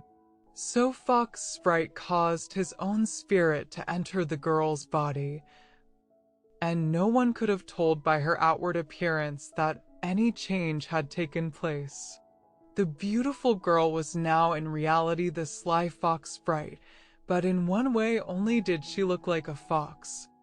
When the fox spirit entered her body, her feet suddenly shriveled up and became very similar in shape and size to the feet of the animal who had her in his power. When the fox noticed this, at first he was somewhat annoyed, but feeling that no one else would know, he did not take the trouble to change the fox feet back to human form. On the following morning, when the viceroy called his daughter for the last stage of their journey, he greeted Fox Sprite without suspecting that anything unusual had happened since he had last seen Taki. So well did this crafty spirit perform his part that the father was completely deceived by look, by voice, and by gesture. The next day the travelers arrived at the capital and Sunan presented himself before Chaosen, the emperor, leading Fox Sprite with him. Of course, the crafty fox, with all his magic powers, was soon able to gain the mastery over the wicked ruler. The Great One pardoned Sunan, although he had fully intended to put him to death as a rebel. Now the chance for which Fox Sprite had been waiting had come. He began at once, causing the emperor to do many deeds of violence. The people had already begun to dislike Chaosen, and soon he became hateful in their sight. Many of the leading members of the court were put to death unjustly. Horrible tortures were devised for punishing those who did not find favor with the crown. At last there was open talk of a rebellion. Of course, all these things delighted the wily fox, for he saw that, sooner or later, the Son of Heaven would be turned out of the palace, and he knew that then his work for the goddess Luo would be finished. Besides worming his way into the heart of the emperor, the fox became a general favorite with the ladies of the palace. These women saw in Chaosen's latest wife the most beautiful woman who had ever lived in the royal harem. One would think that this beauty might have caused them to hate Fox Sprite, but such was not the case. They admired the plumpness of Fox Sprite's body, the fairness of Fox Sprite's complexion, the fire in Fox Sprite's eyes, but most of all they wondered at the smallness of Fox Sprite's feet, for, you remember, the supposed Taki now had fox's feet instead of those of human shape. Thus small feet became the fashion among women. All the court ladies, old and young, beautiful and ugly, began thinking of plans for making their own feet as tiny as those of Fox Sprite. In this way they thought to increase their chances of finding favor with the emperor. Gradually people outside the palace began to hear of this absurd fashion. Mothers bound the feet of their little girls in such a manner as to stop their growth. The bones of the toes were bent backwards and broken, so eager were the elders to have their daughters grow up into tiny-footed maidens. Thus, for several years of their girlhood, the little ones were compelled to endure the most severe tortures. It was not long before the new fashion took firm root in China. It became almost impossible for parents to get husbands for their daughters unless the girls had suffered the severe pains of foot binding. And even to this day, we find that many of the people are still under the influence of fox sprites magic and believe that a tiny, misshapen foot is more beautiful than a natural one. But let us return to the story of Fox Sprite and the Wicked Emperor. For a number of years, matters grew continually worse in the country. At last, the people rose in a body against the ruler. A great battle was fought. The wicked Chaosin was overthrown and put to death by means of those very instruments of torture he had used so often against his subjects.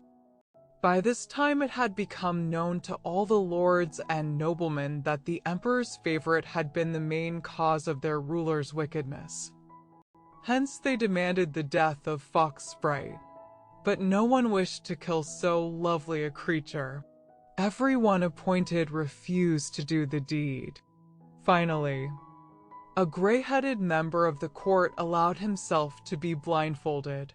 With a sharp sword, he pierced the body of Fox Sprite to the heart. Those standing near covered their eyes with their hands, for they could not bear to see so wonderful a woman die. Suddenly, as they looked up, they saw a sight so strange that all were filled with amazement. Instead of falling to the ground, the graceful form swayed backward and forward for a moment, when all at once there seemed to spring from her side a huge mountain fox. The animal glanced around him, then, with a cry of fear, dashing past officials, courtiers, and soldiers, he rushed through the gate of the enclosure. "A fox!" cried the people, full of wonder. At that moment Taki fell in a swoon upon the floor. When they picked her up, thinking, of course, that she had died from the sword thrust, they could find no blood on her body, and, on looking more closely, they saw that there was not even the slightest wound. "Marvel of marvels!" they all shouted. "The gods have shielded her." Just then Taki opened her eyes and looked about her. "Where am I?" she asked in faint voice. "Pray tell me what has happened." Then they told her what they had seen, and at last it was plain to the beautiful woman that, after all these years, Fox Sprite had left her body. She was herself once more. For a long time she could not make the people believe her story. They all said that she must have lost her mind, that the gods had saved her life, but had punished her for her wickedness by taking away her reason. But that night, when her maids were undressing her in the palace, they saw her feet, which had once more become their natural size, and then they knew she had been telling the truth. How Taki became the wife of a good nobleman who had long admired her great beauty is much too long a story to be told here. Of one thing, however, we are certain: that she lived long and was happy ever afterwards. The talking fish long. Long before your great-grandfather was born, there lived in the village of everlasting happiness 2 men called Li and Sing. Now, these 2 men were close friends, living together in the same house. Before settling down in the village of everlasting happiness, they had ruled as high officials for more than 20 years. They had often treated the people very harshly, so that everybody, old and young, disliked and hated them.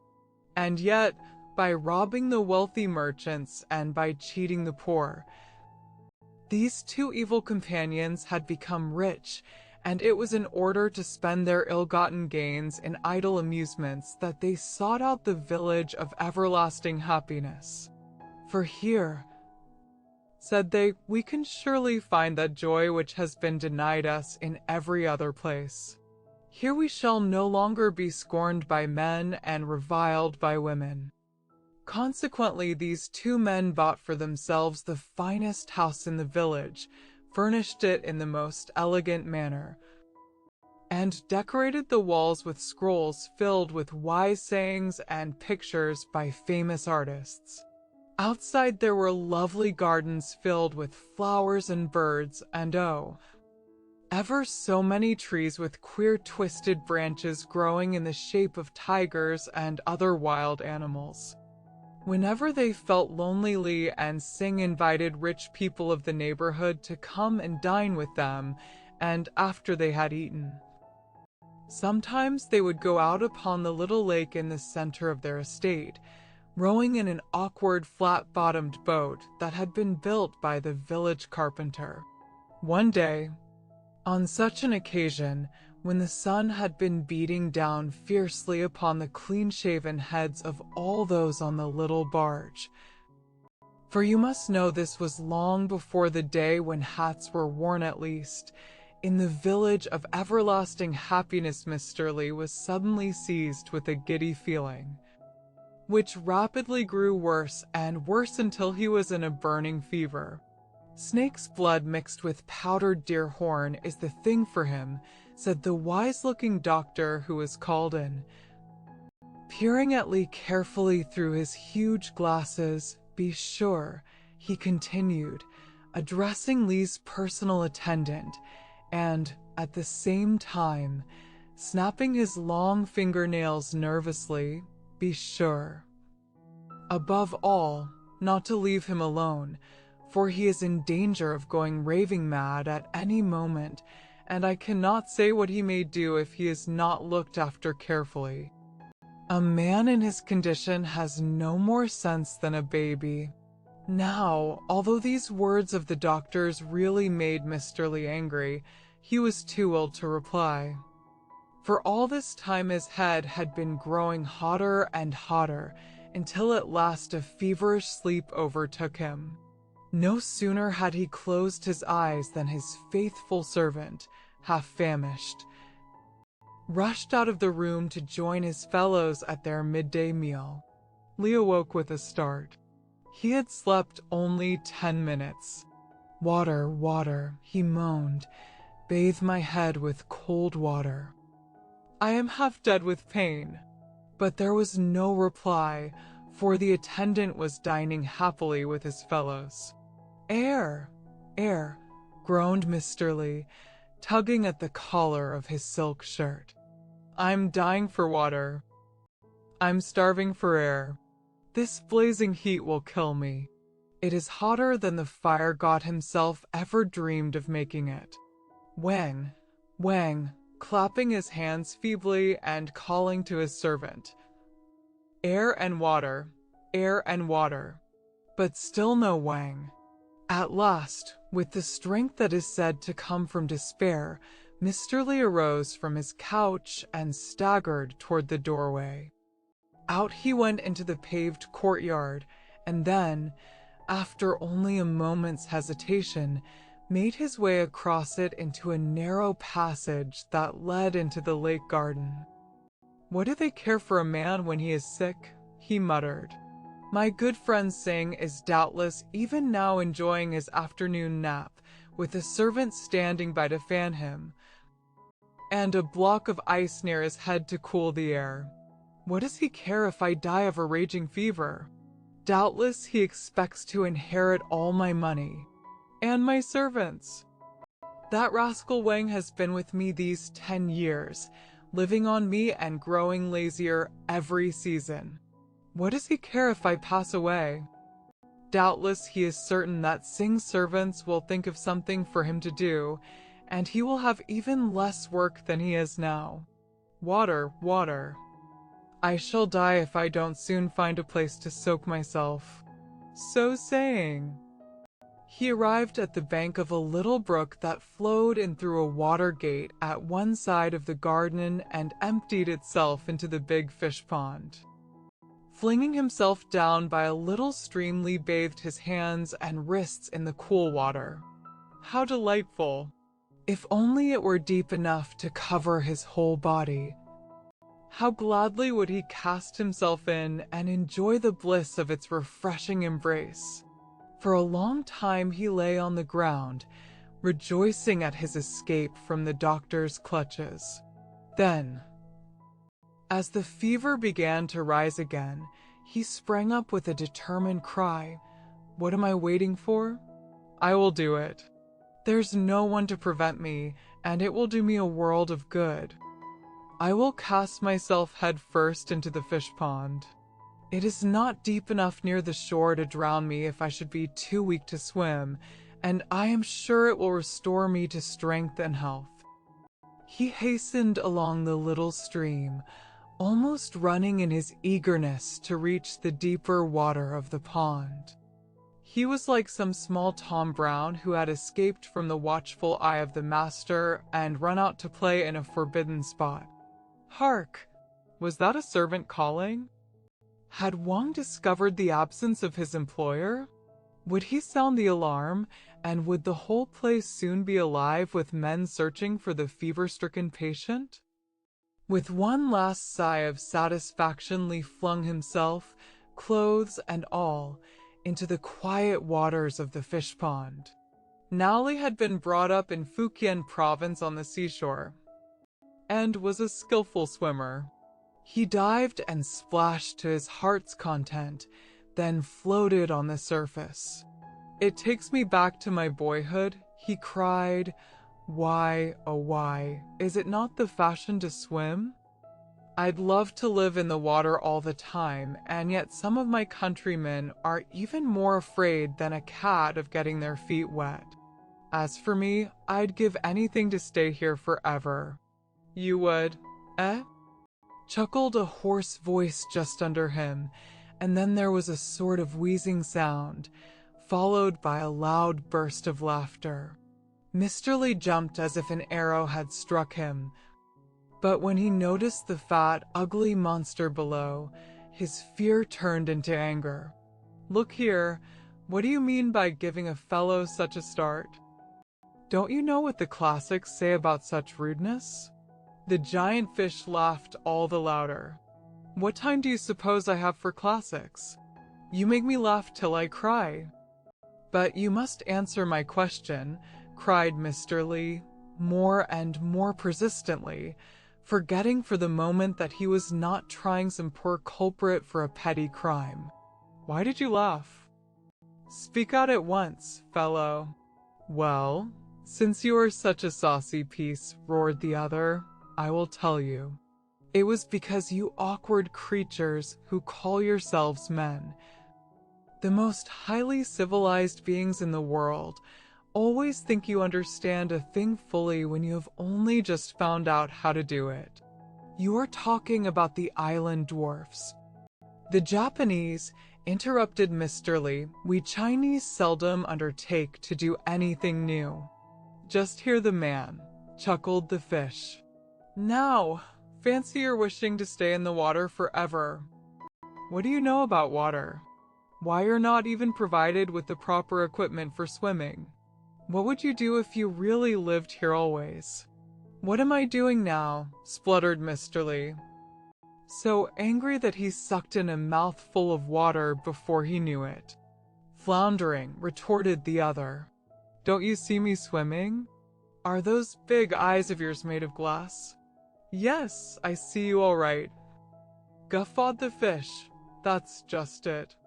I see you too well. Why you tumble about as awkwardly as a water buffalo wallowing in a mud puddle.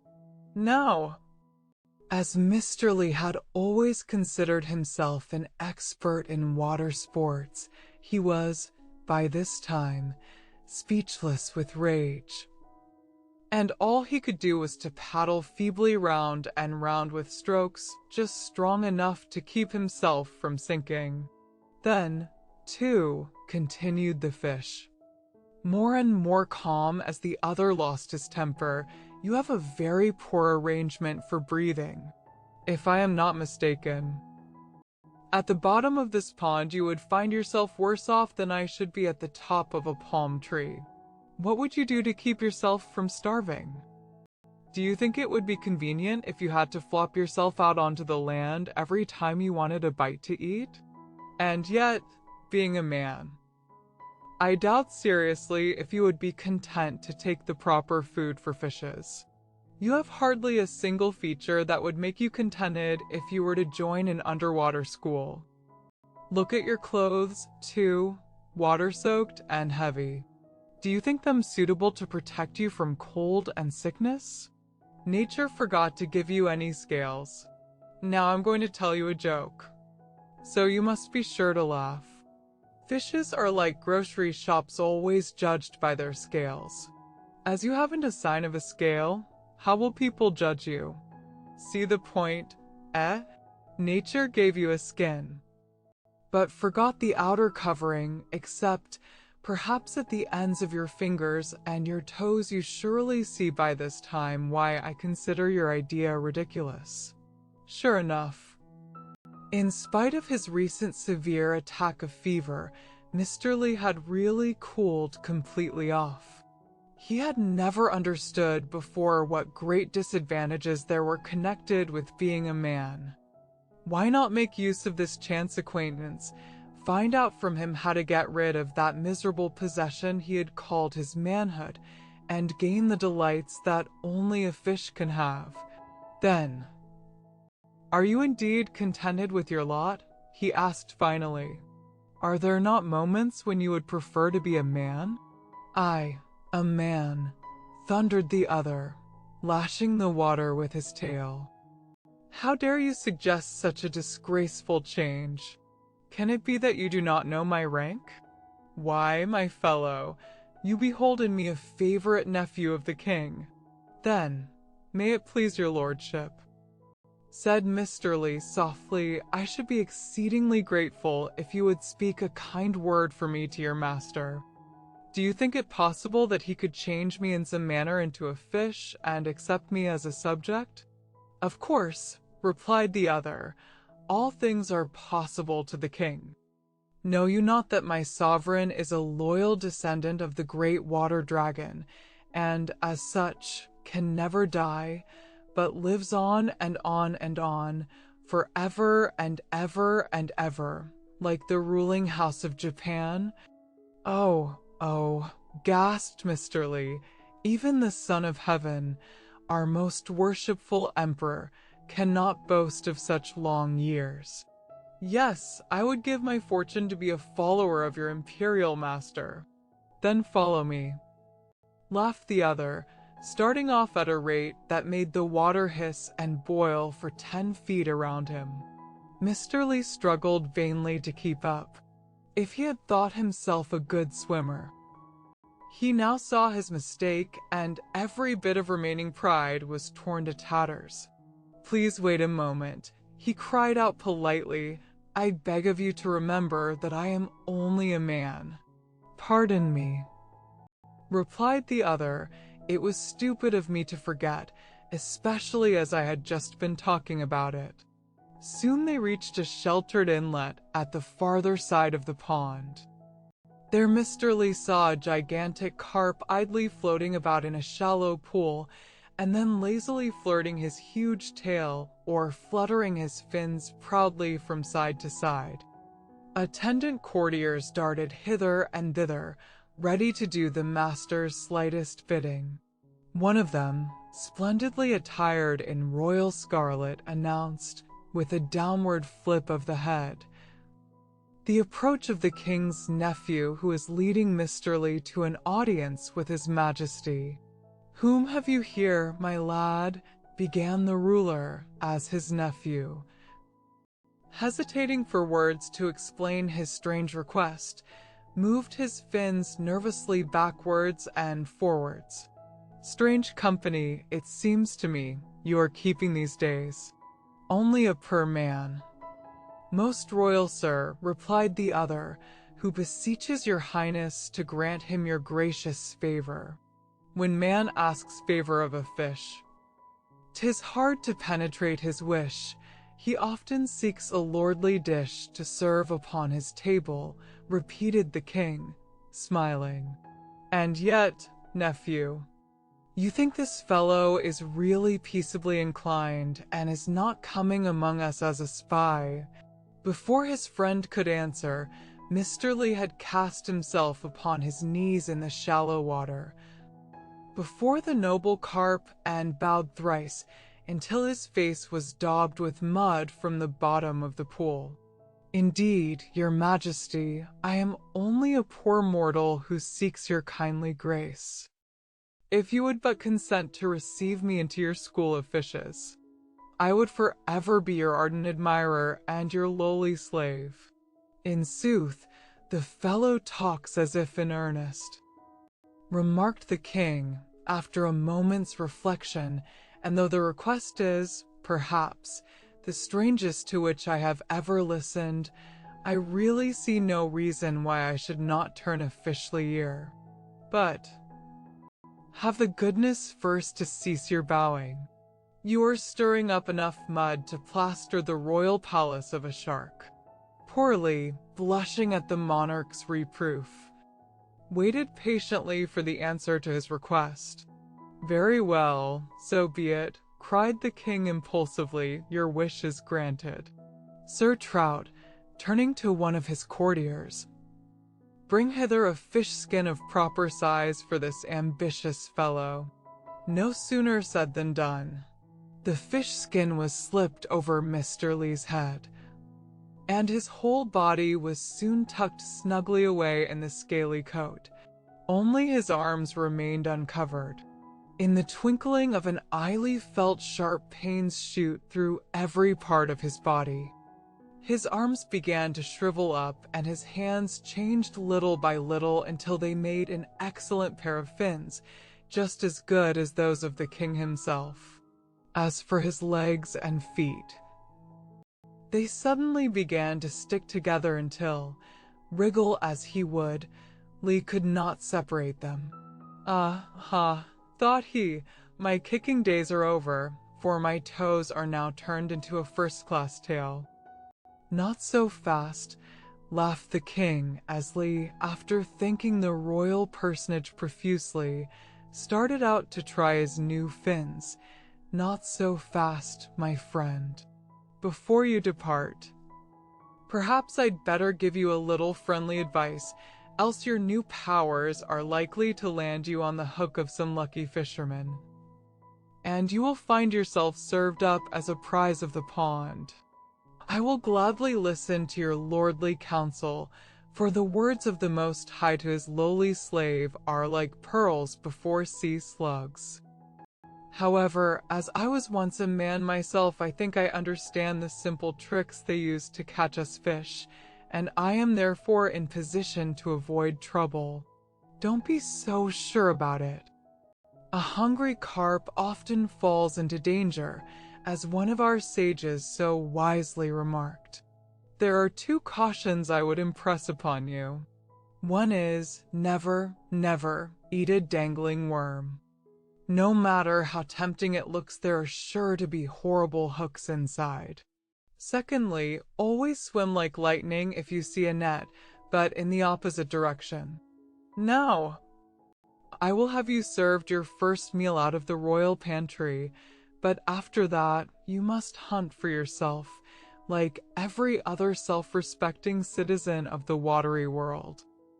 After Lee had been fed with several slugs, followed by a juicy worm for dessert, and after again thanking the king and the king's nephew for their kindness, he started forth to test his tail and fins.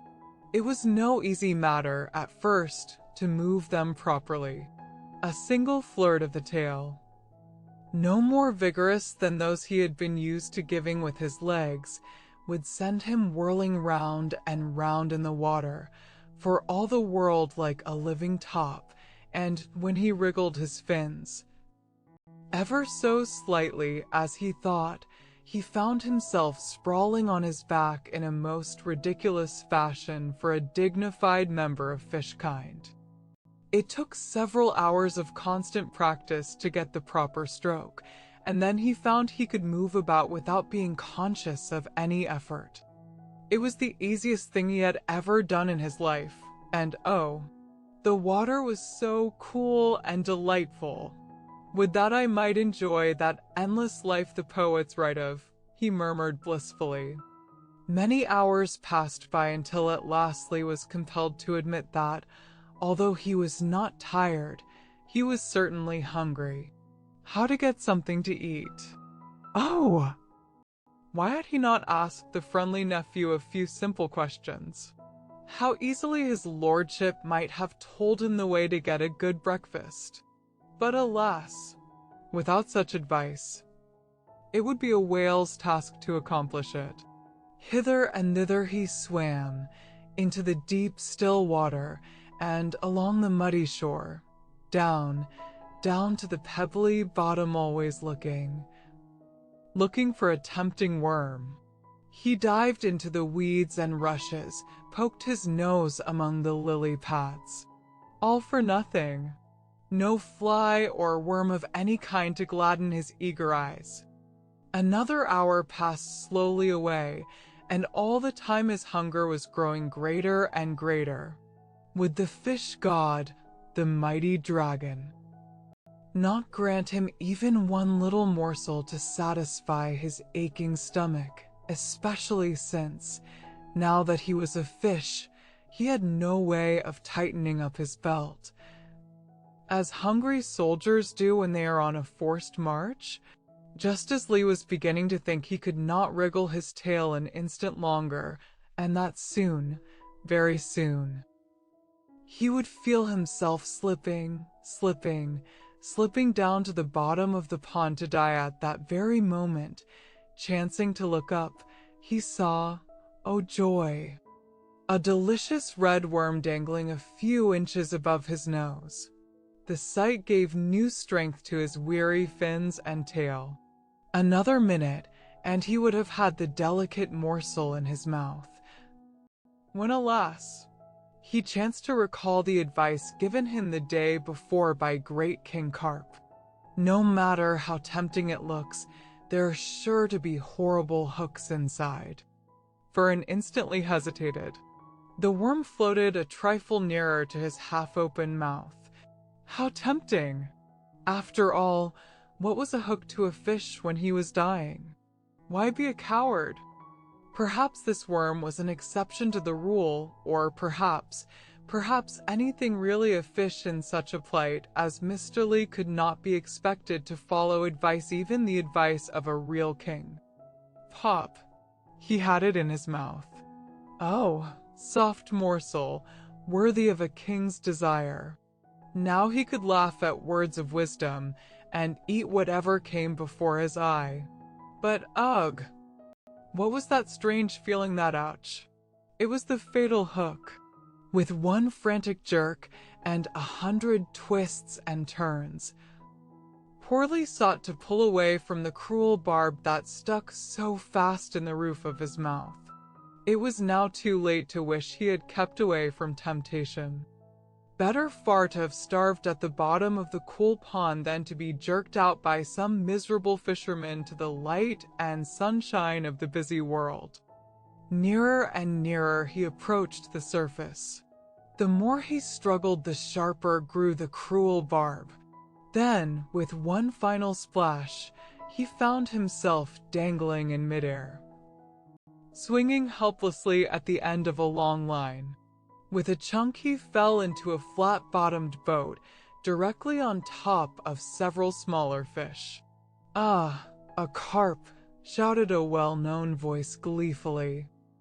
"The biggest fish I've caught these 3 moons. What good luck!" It was the voice of old Chang, the fisherman, who had been supplying Mr. Lee's table ever since that official's arrival in the village of everlasting happiness. Only a word of explanation, and he, Lee, would be free once more to swim about where he willed. And then there should be no more barbs for him. An escaped fish fears the hook. "I say, Chang," he began, gasping for breath, "really now, you must chuck me overboard at once, for, don't you see, I am Mr. Lee, your old master. Come, hurry up about it. I'll excuse you this time for your mistake, for, of course, you had no way of knowing. Quick!" But Chang, with a savage jerk, pulled the hook from Li's mouth and looked idly towards the pile of glistening fish, gloating over his catch, and wondering how much money he could demand for it. He had heard nothing of Mr. Li's remarks, for Chang had been deaf since childhood. "Quick, quick, I am dying for air," moaned Pearlie, and then, with a groan, he remembered the fisherman's affliction. By this time they had arrived at the shore, and Li, in company with his fellow victims, found himself suddenly thrown into a wicker basket. Oh, the horrors of that journey on land. Only a tiny bit of water remained in the closely woven thing. It was all he could do to breathe. Joy of joys! At the door of his own house, he saw his good friend Sing just coming out. "Hey, Sing," he shouted at the top of his voice, "help, help. This son of a turtle wants to murder me. He has me in here with these fish and doesn't seem to know that I am Li, his master. Kindly order him to take me to the lake and throw me in, for it's cool there, and I like the water life much better than that on land." Li paused to hear Sing's reply, but there came not a single word. "I beg your honor to have a look at my catch," said old Chang to Sing. "Here is the finest fish of the season. I have brought him here so that you and my honored master, Mr. Li, may have a treat. Carp is his favorite delicacy." "Very kind of you, my good Chang, I'm sure, but I fear poor Mr. Li will not eat fish for some time. He has a bad attack of fever." "There's where you're wrong," shouted Li from his basket. Flopping about with all his might to attract attention, "I'm going to die of a chill. Can't you recognize your old friend? Help me out of this trouble, and you may have all my money for your pains." "Hey, what's that?" questioned Sing, attracted, as usual, by the word money. Shades of Confucius. "It sounds as if the carp were talking." "What, a talking fish?" laughed Chang. "Why, master, I've lived nigh on to 60 year, and such a fish has never come under my sight.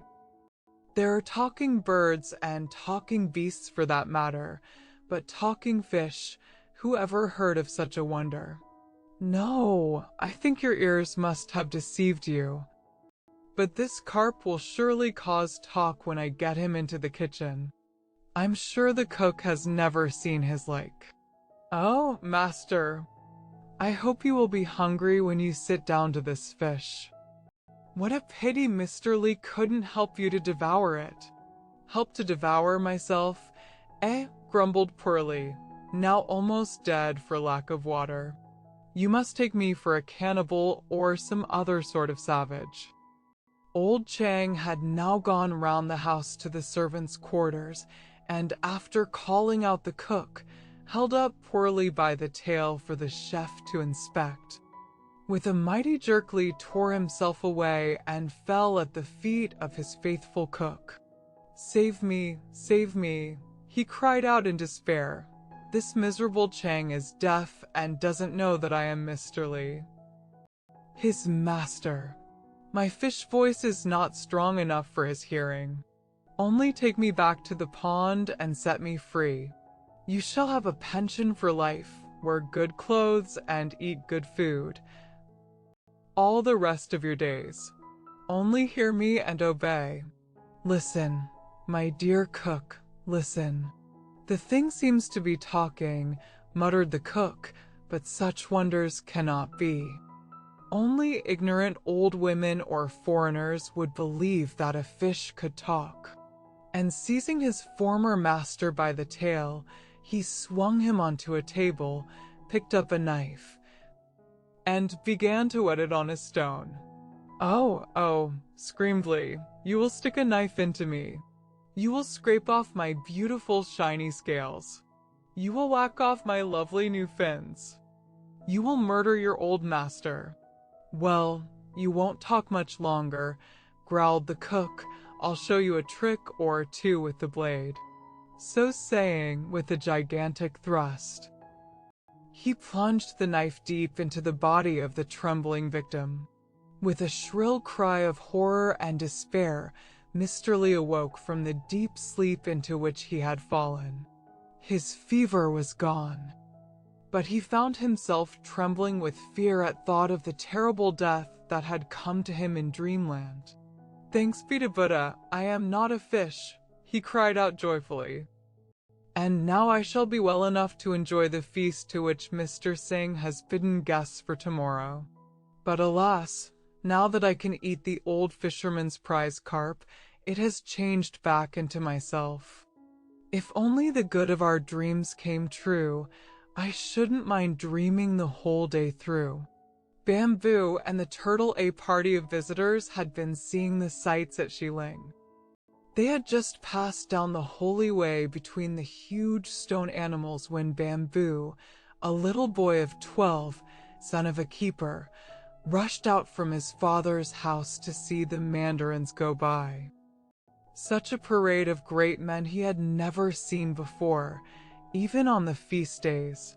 There were 10 sedan chairs, with bearers dressed in flaming colors, 10 long-handled, red umbrellas.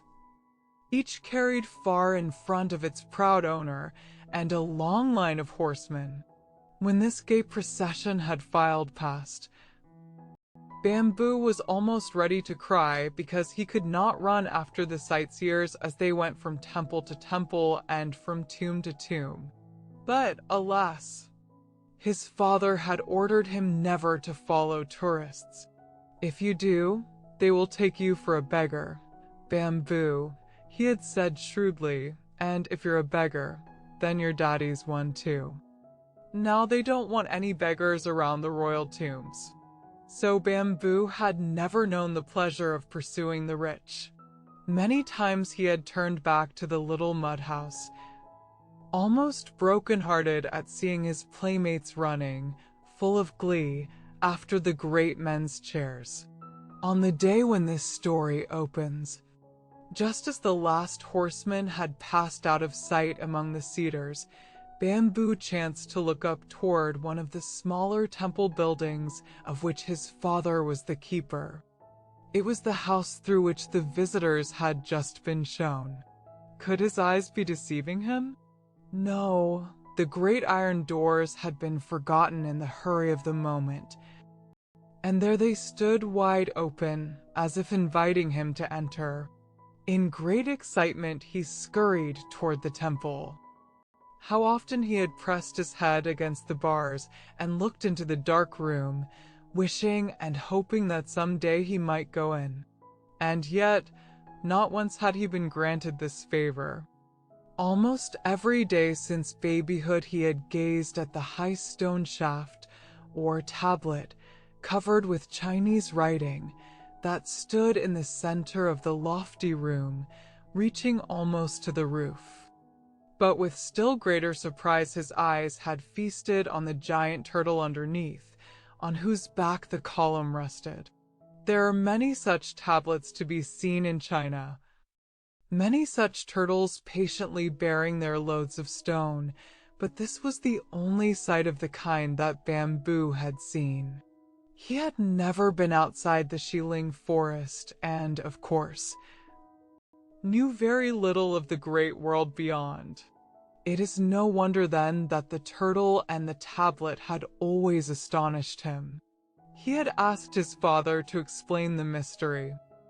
Why do they have a turtle? Why not a lion or an elephant? For he had seen stone figures of these animals in the park and had thought them much better able than his friend, the turtle, to carry loads on their backs. Why, it's just the custom. His father had replied, the answer always given when Bamboo asked a question, just the custom. The boy had tried to imagine it all for himself, but had never been quite sure that he was right, and now, joy of all joys, He was about to enter the very turtle room itself. Surely, once inside, he could find some answer to this puzzle of his childhood. Breathless, he dashed through the doorway, fearing every minute that someone would notice the open gates and close them before he could enter. Just in front of the giant turtle, he fell in a little heap on the floor, which was covered inch-deep with dust. His face was streaked, his clothes were a sight to behold, but Bamboo cared nothing for such trifles. He lay there for a few moments, not daring to move. Then, hearing a noise outside, he crawled under the ugly stone beast and crouched in his narrow hiding place, as still as a mouse. There, said a deep voice. See what you are doing, stirring up such a dust. Why, you will strangle me if you are not careful. It was the turtle speaking, and yet Bamboo's father had often told him that it was not alive.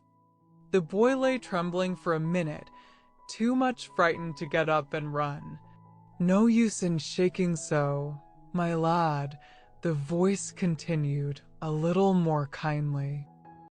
I suppose all boys are alike good for nothing but kicking up a dust. He finished the sentence with a hoarse chuckle, and the boy, seeing that he was laughing, looked up with wonder at the strange creature. I meant no harm in coming, said the child finally. I only wanted to look at you more closely. Oh, that was it, hey? Well, that is strange. All the others come and stare at the tablet on my back.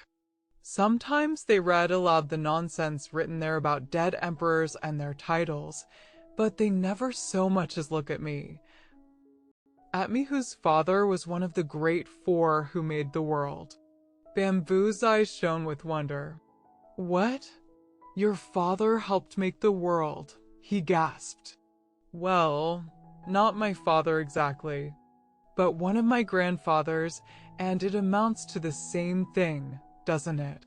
But, hark! I hear a voice. The keeper is coming back.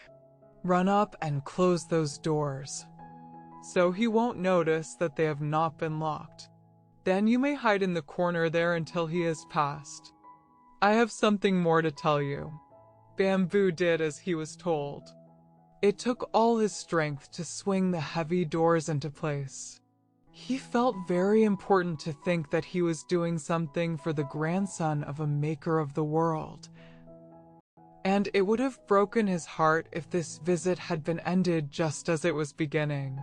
Sure enough, his father and the other keepers passed on, never dreaming that the heavy locks were not fastened as usual. They were talking about the great men who had just gone. They seemed very happy and were jingling some coins in their hands. Now, my boy, said the stone turtle when the sound of voices had died away and Bamboo had come out from his corner.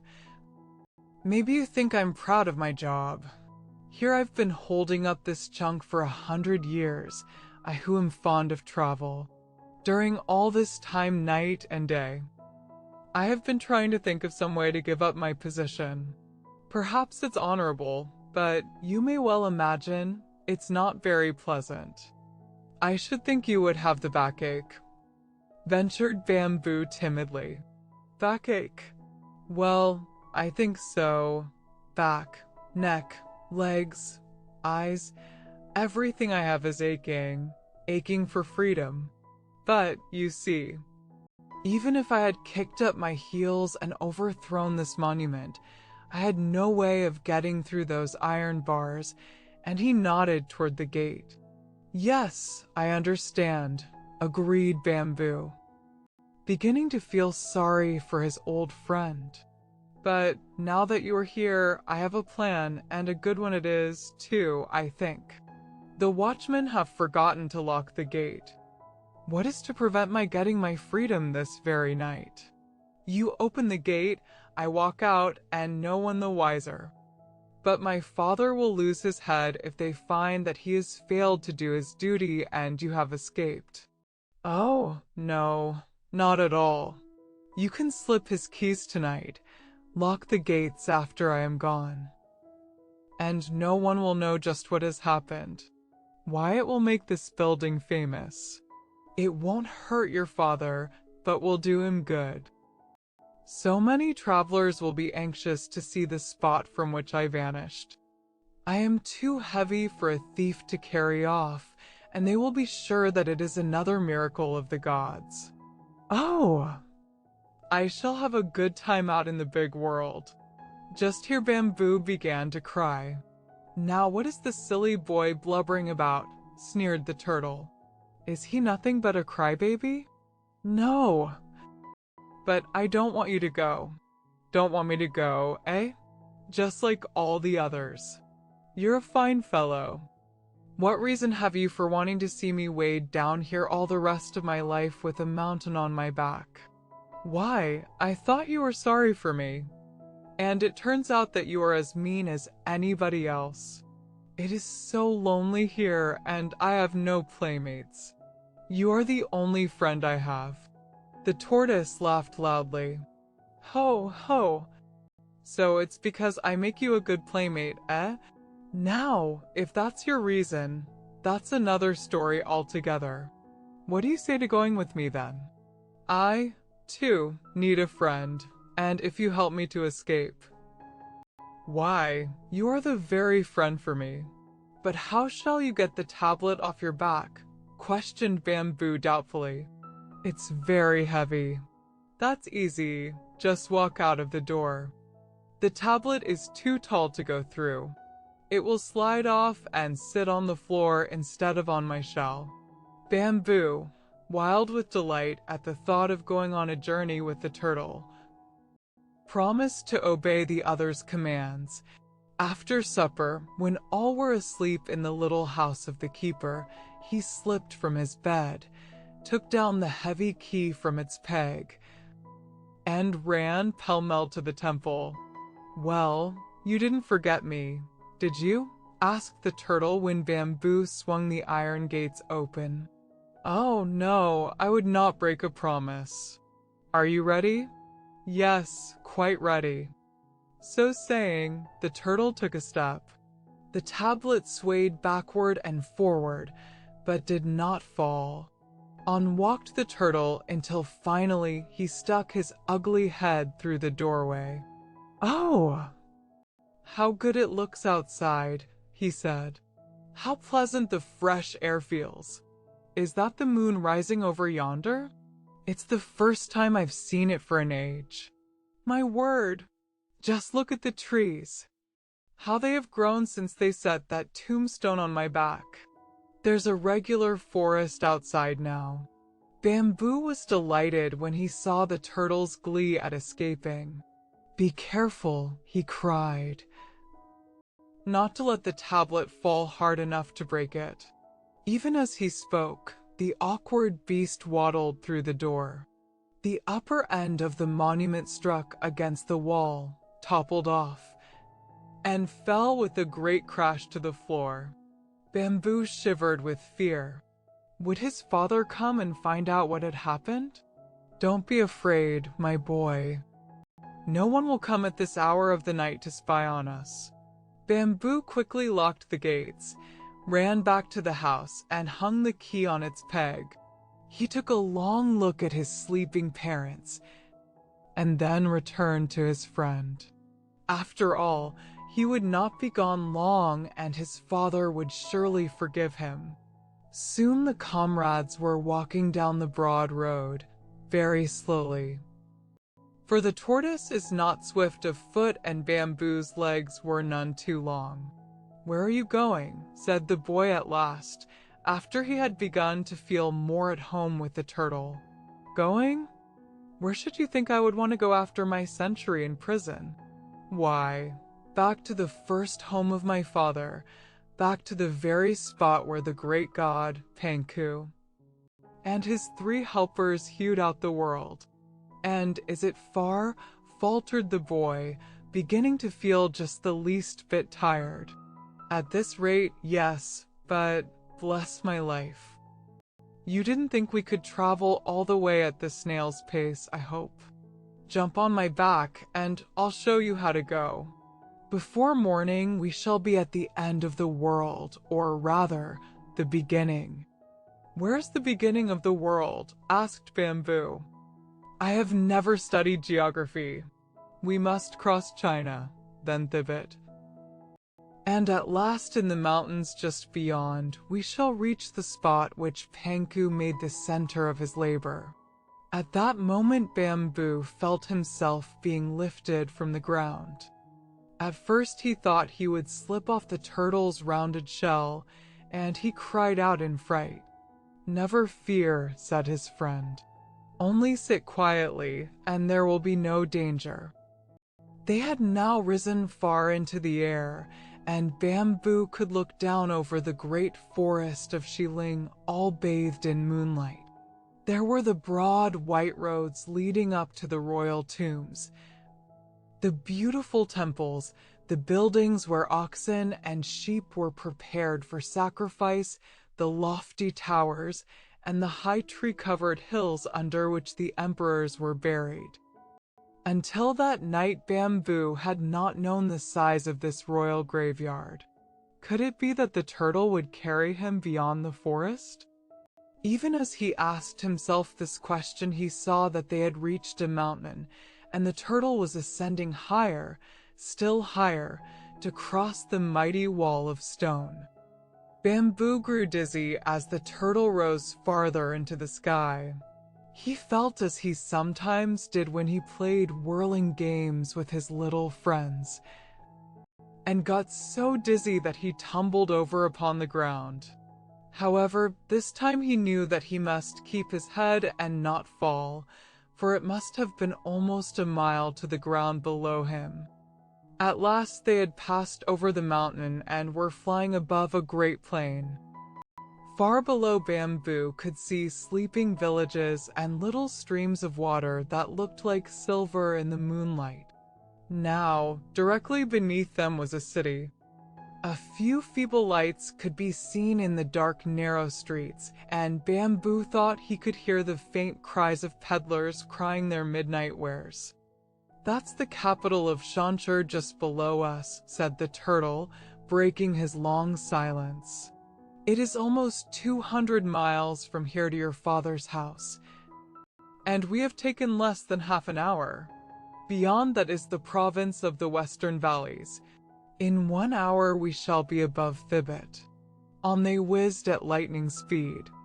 If it had not been hot summertime, Bamboo would have been almost frozen. As it was, his hands and feet were cold and stiff. The turtle, as if knowing how chilly he was, flew nearer to the ground where it was warmer. How pleasant for Bamboo! He was so tired that he could keep his eyes open no longer, and he was soon soaring in the land of dreams. When he waked up, it was morning. He was lying on the ground in a wild, rocky region. Not far away burned a great wood fire, and the turtle was watching some food that was cooking in a pot. Ho, ho, my lad. So you have at last waked up after your long ride. You see we are a little early.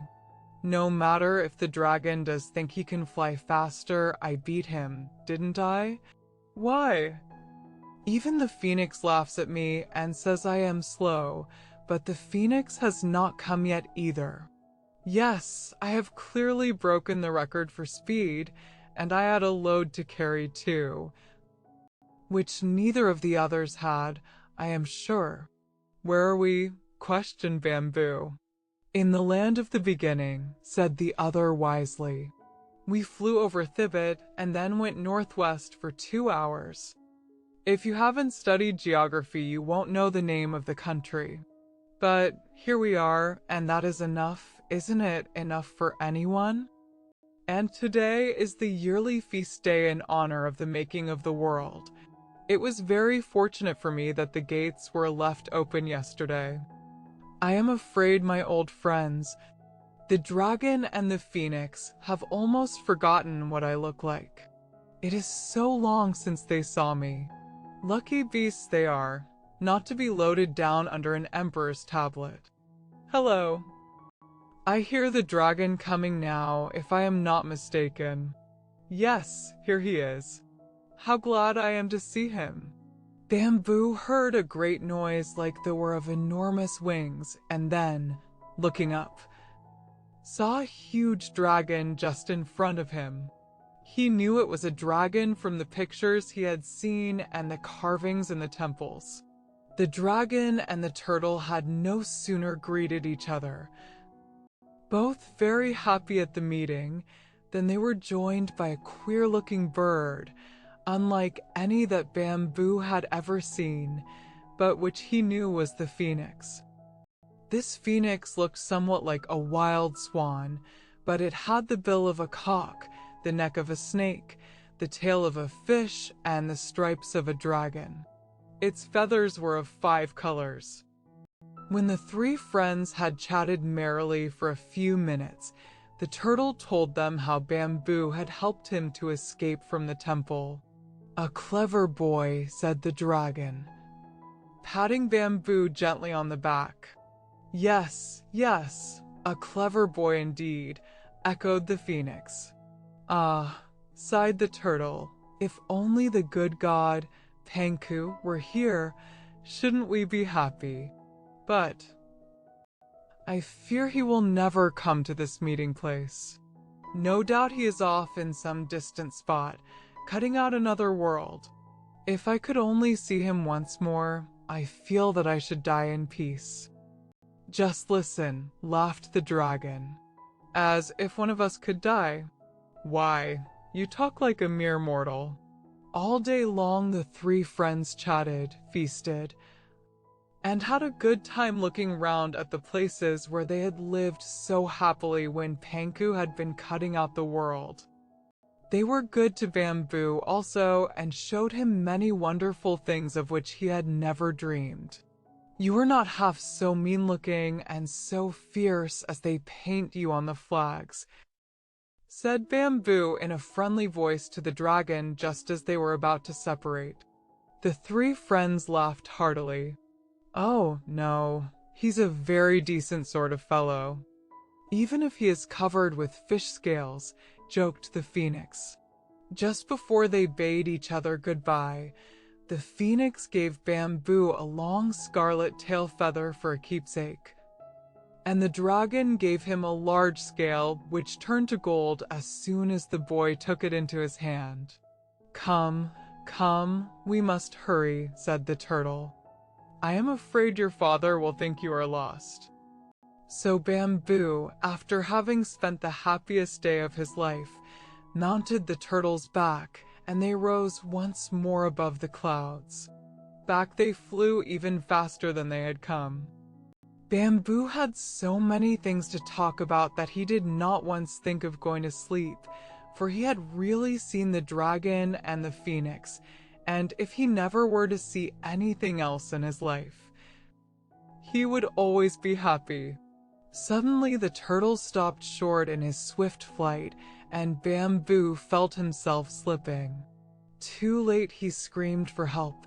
Too late he tried to save himself. Down, down from that dizzy height he tumbled, turning, twisting, thinking of the awful death that was surely coming. Swish! He shot through the treetops, trying vainly to clutch the friendly branches. Then with a loud scream he struck the ground, and his long journey was ended. Sighed the turtle. "If only the good god, Panku, were here. Come up from under that turtle. Boy, what are you doing inside the temple in the dirt?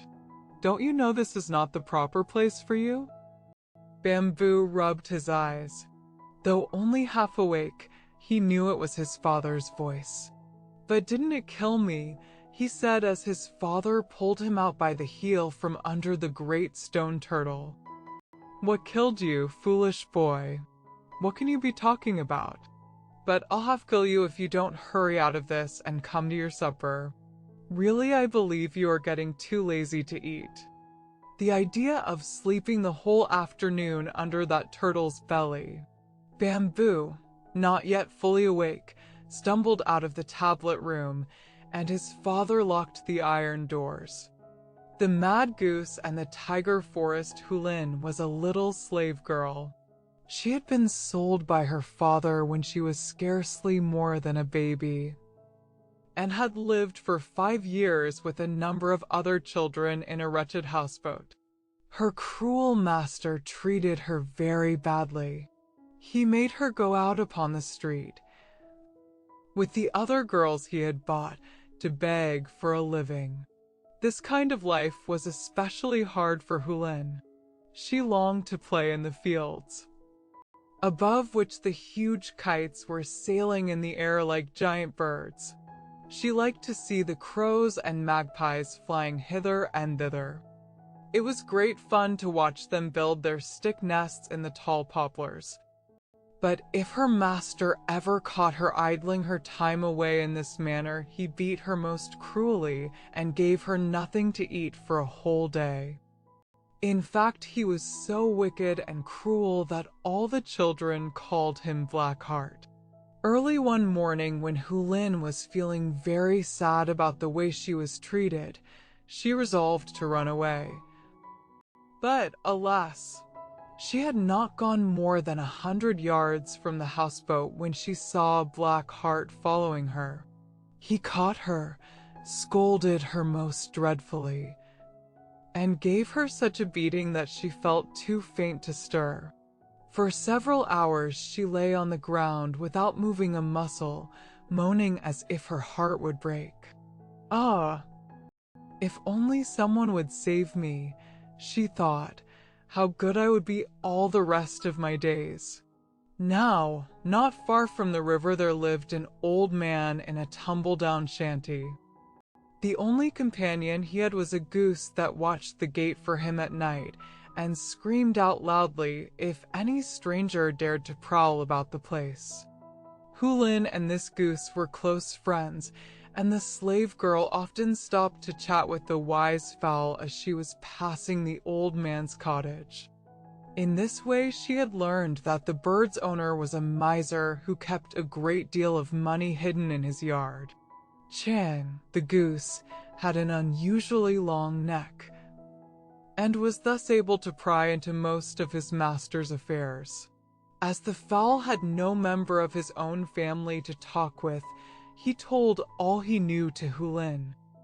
On the very morning when Blackheart gave Hulin a beating for trying to run away, Chang made a startling discovery. His lord and master was not really an old miser, but a young man in disguise. Chang, feeling hungry, had slipped into the house at daybreak to see if any scraps had been left from the last evening's meal. The bedroom door had blown open in the night, and there lay a young man sound asleep, instead of the graybeard whom the gander called his master. Then, before his very eyes, the youth changed suddenly into his former shape and was an old man again. In his excitement, forgetting all about his empty stomach, the terror-stricken goose rushed out into the yard to think over the mystery, but the longer he puzzled, the more strange it all seemed. Then he thought of Hulin, and wished that she would come by, that he might ask her opinion. He had a high regard for the slave girl's knowledge and believed that she would understand fully what had taken place. Chang went to the gate. As usual, it was locked, and there was nothing for him to do but wait for his master to rise. 2 hours later, the miser walked out into the yard. He seemed in good spirits, and he gave Chang more to eat than usual. After taking his morning smoke on the street in front of the house, he strolled around it, leaving the front gate ajar. This was precisely what the gander had been expecting. Slipping quietly into the road, he turned towards the river where he could see the houseboats lined up at the wharf. On the sand nearby lay a well-known form. Hulin, he called as he drew near, wake up, for I have something to tell you. I am not asleep, she answered, turning her tear-stained face towards her friend. Why, what's the matter? You've been crying again. Has old Black Heart been beating you? Hush. He's taking a nap in the boat. Don't let him hear you. It's not likely he would understand goose talk if he did, replied Chang, smiling. However, I suppose it's always best to be on the safe side. So I'll whisper what I have to say. Putting his bill close to her ear, he told Hulin of his recent discovery and ended by asking her to tell him what it all meant. The child forgot her own misery at hearing his wonderful story. Are you quite sure there was not some friend of the miser's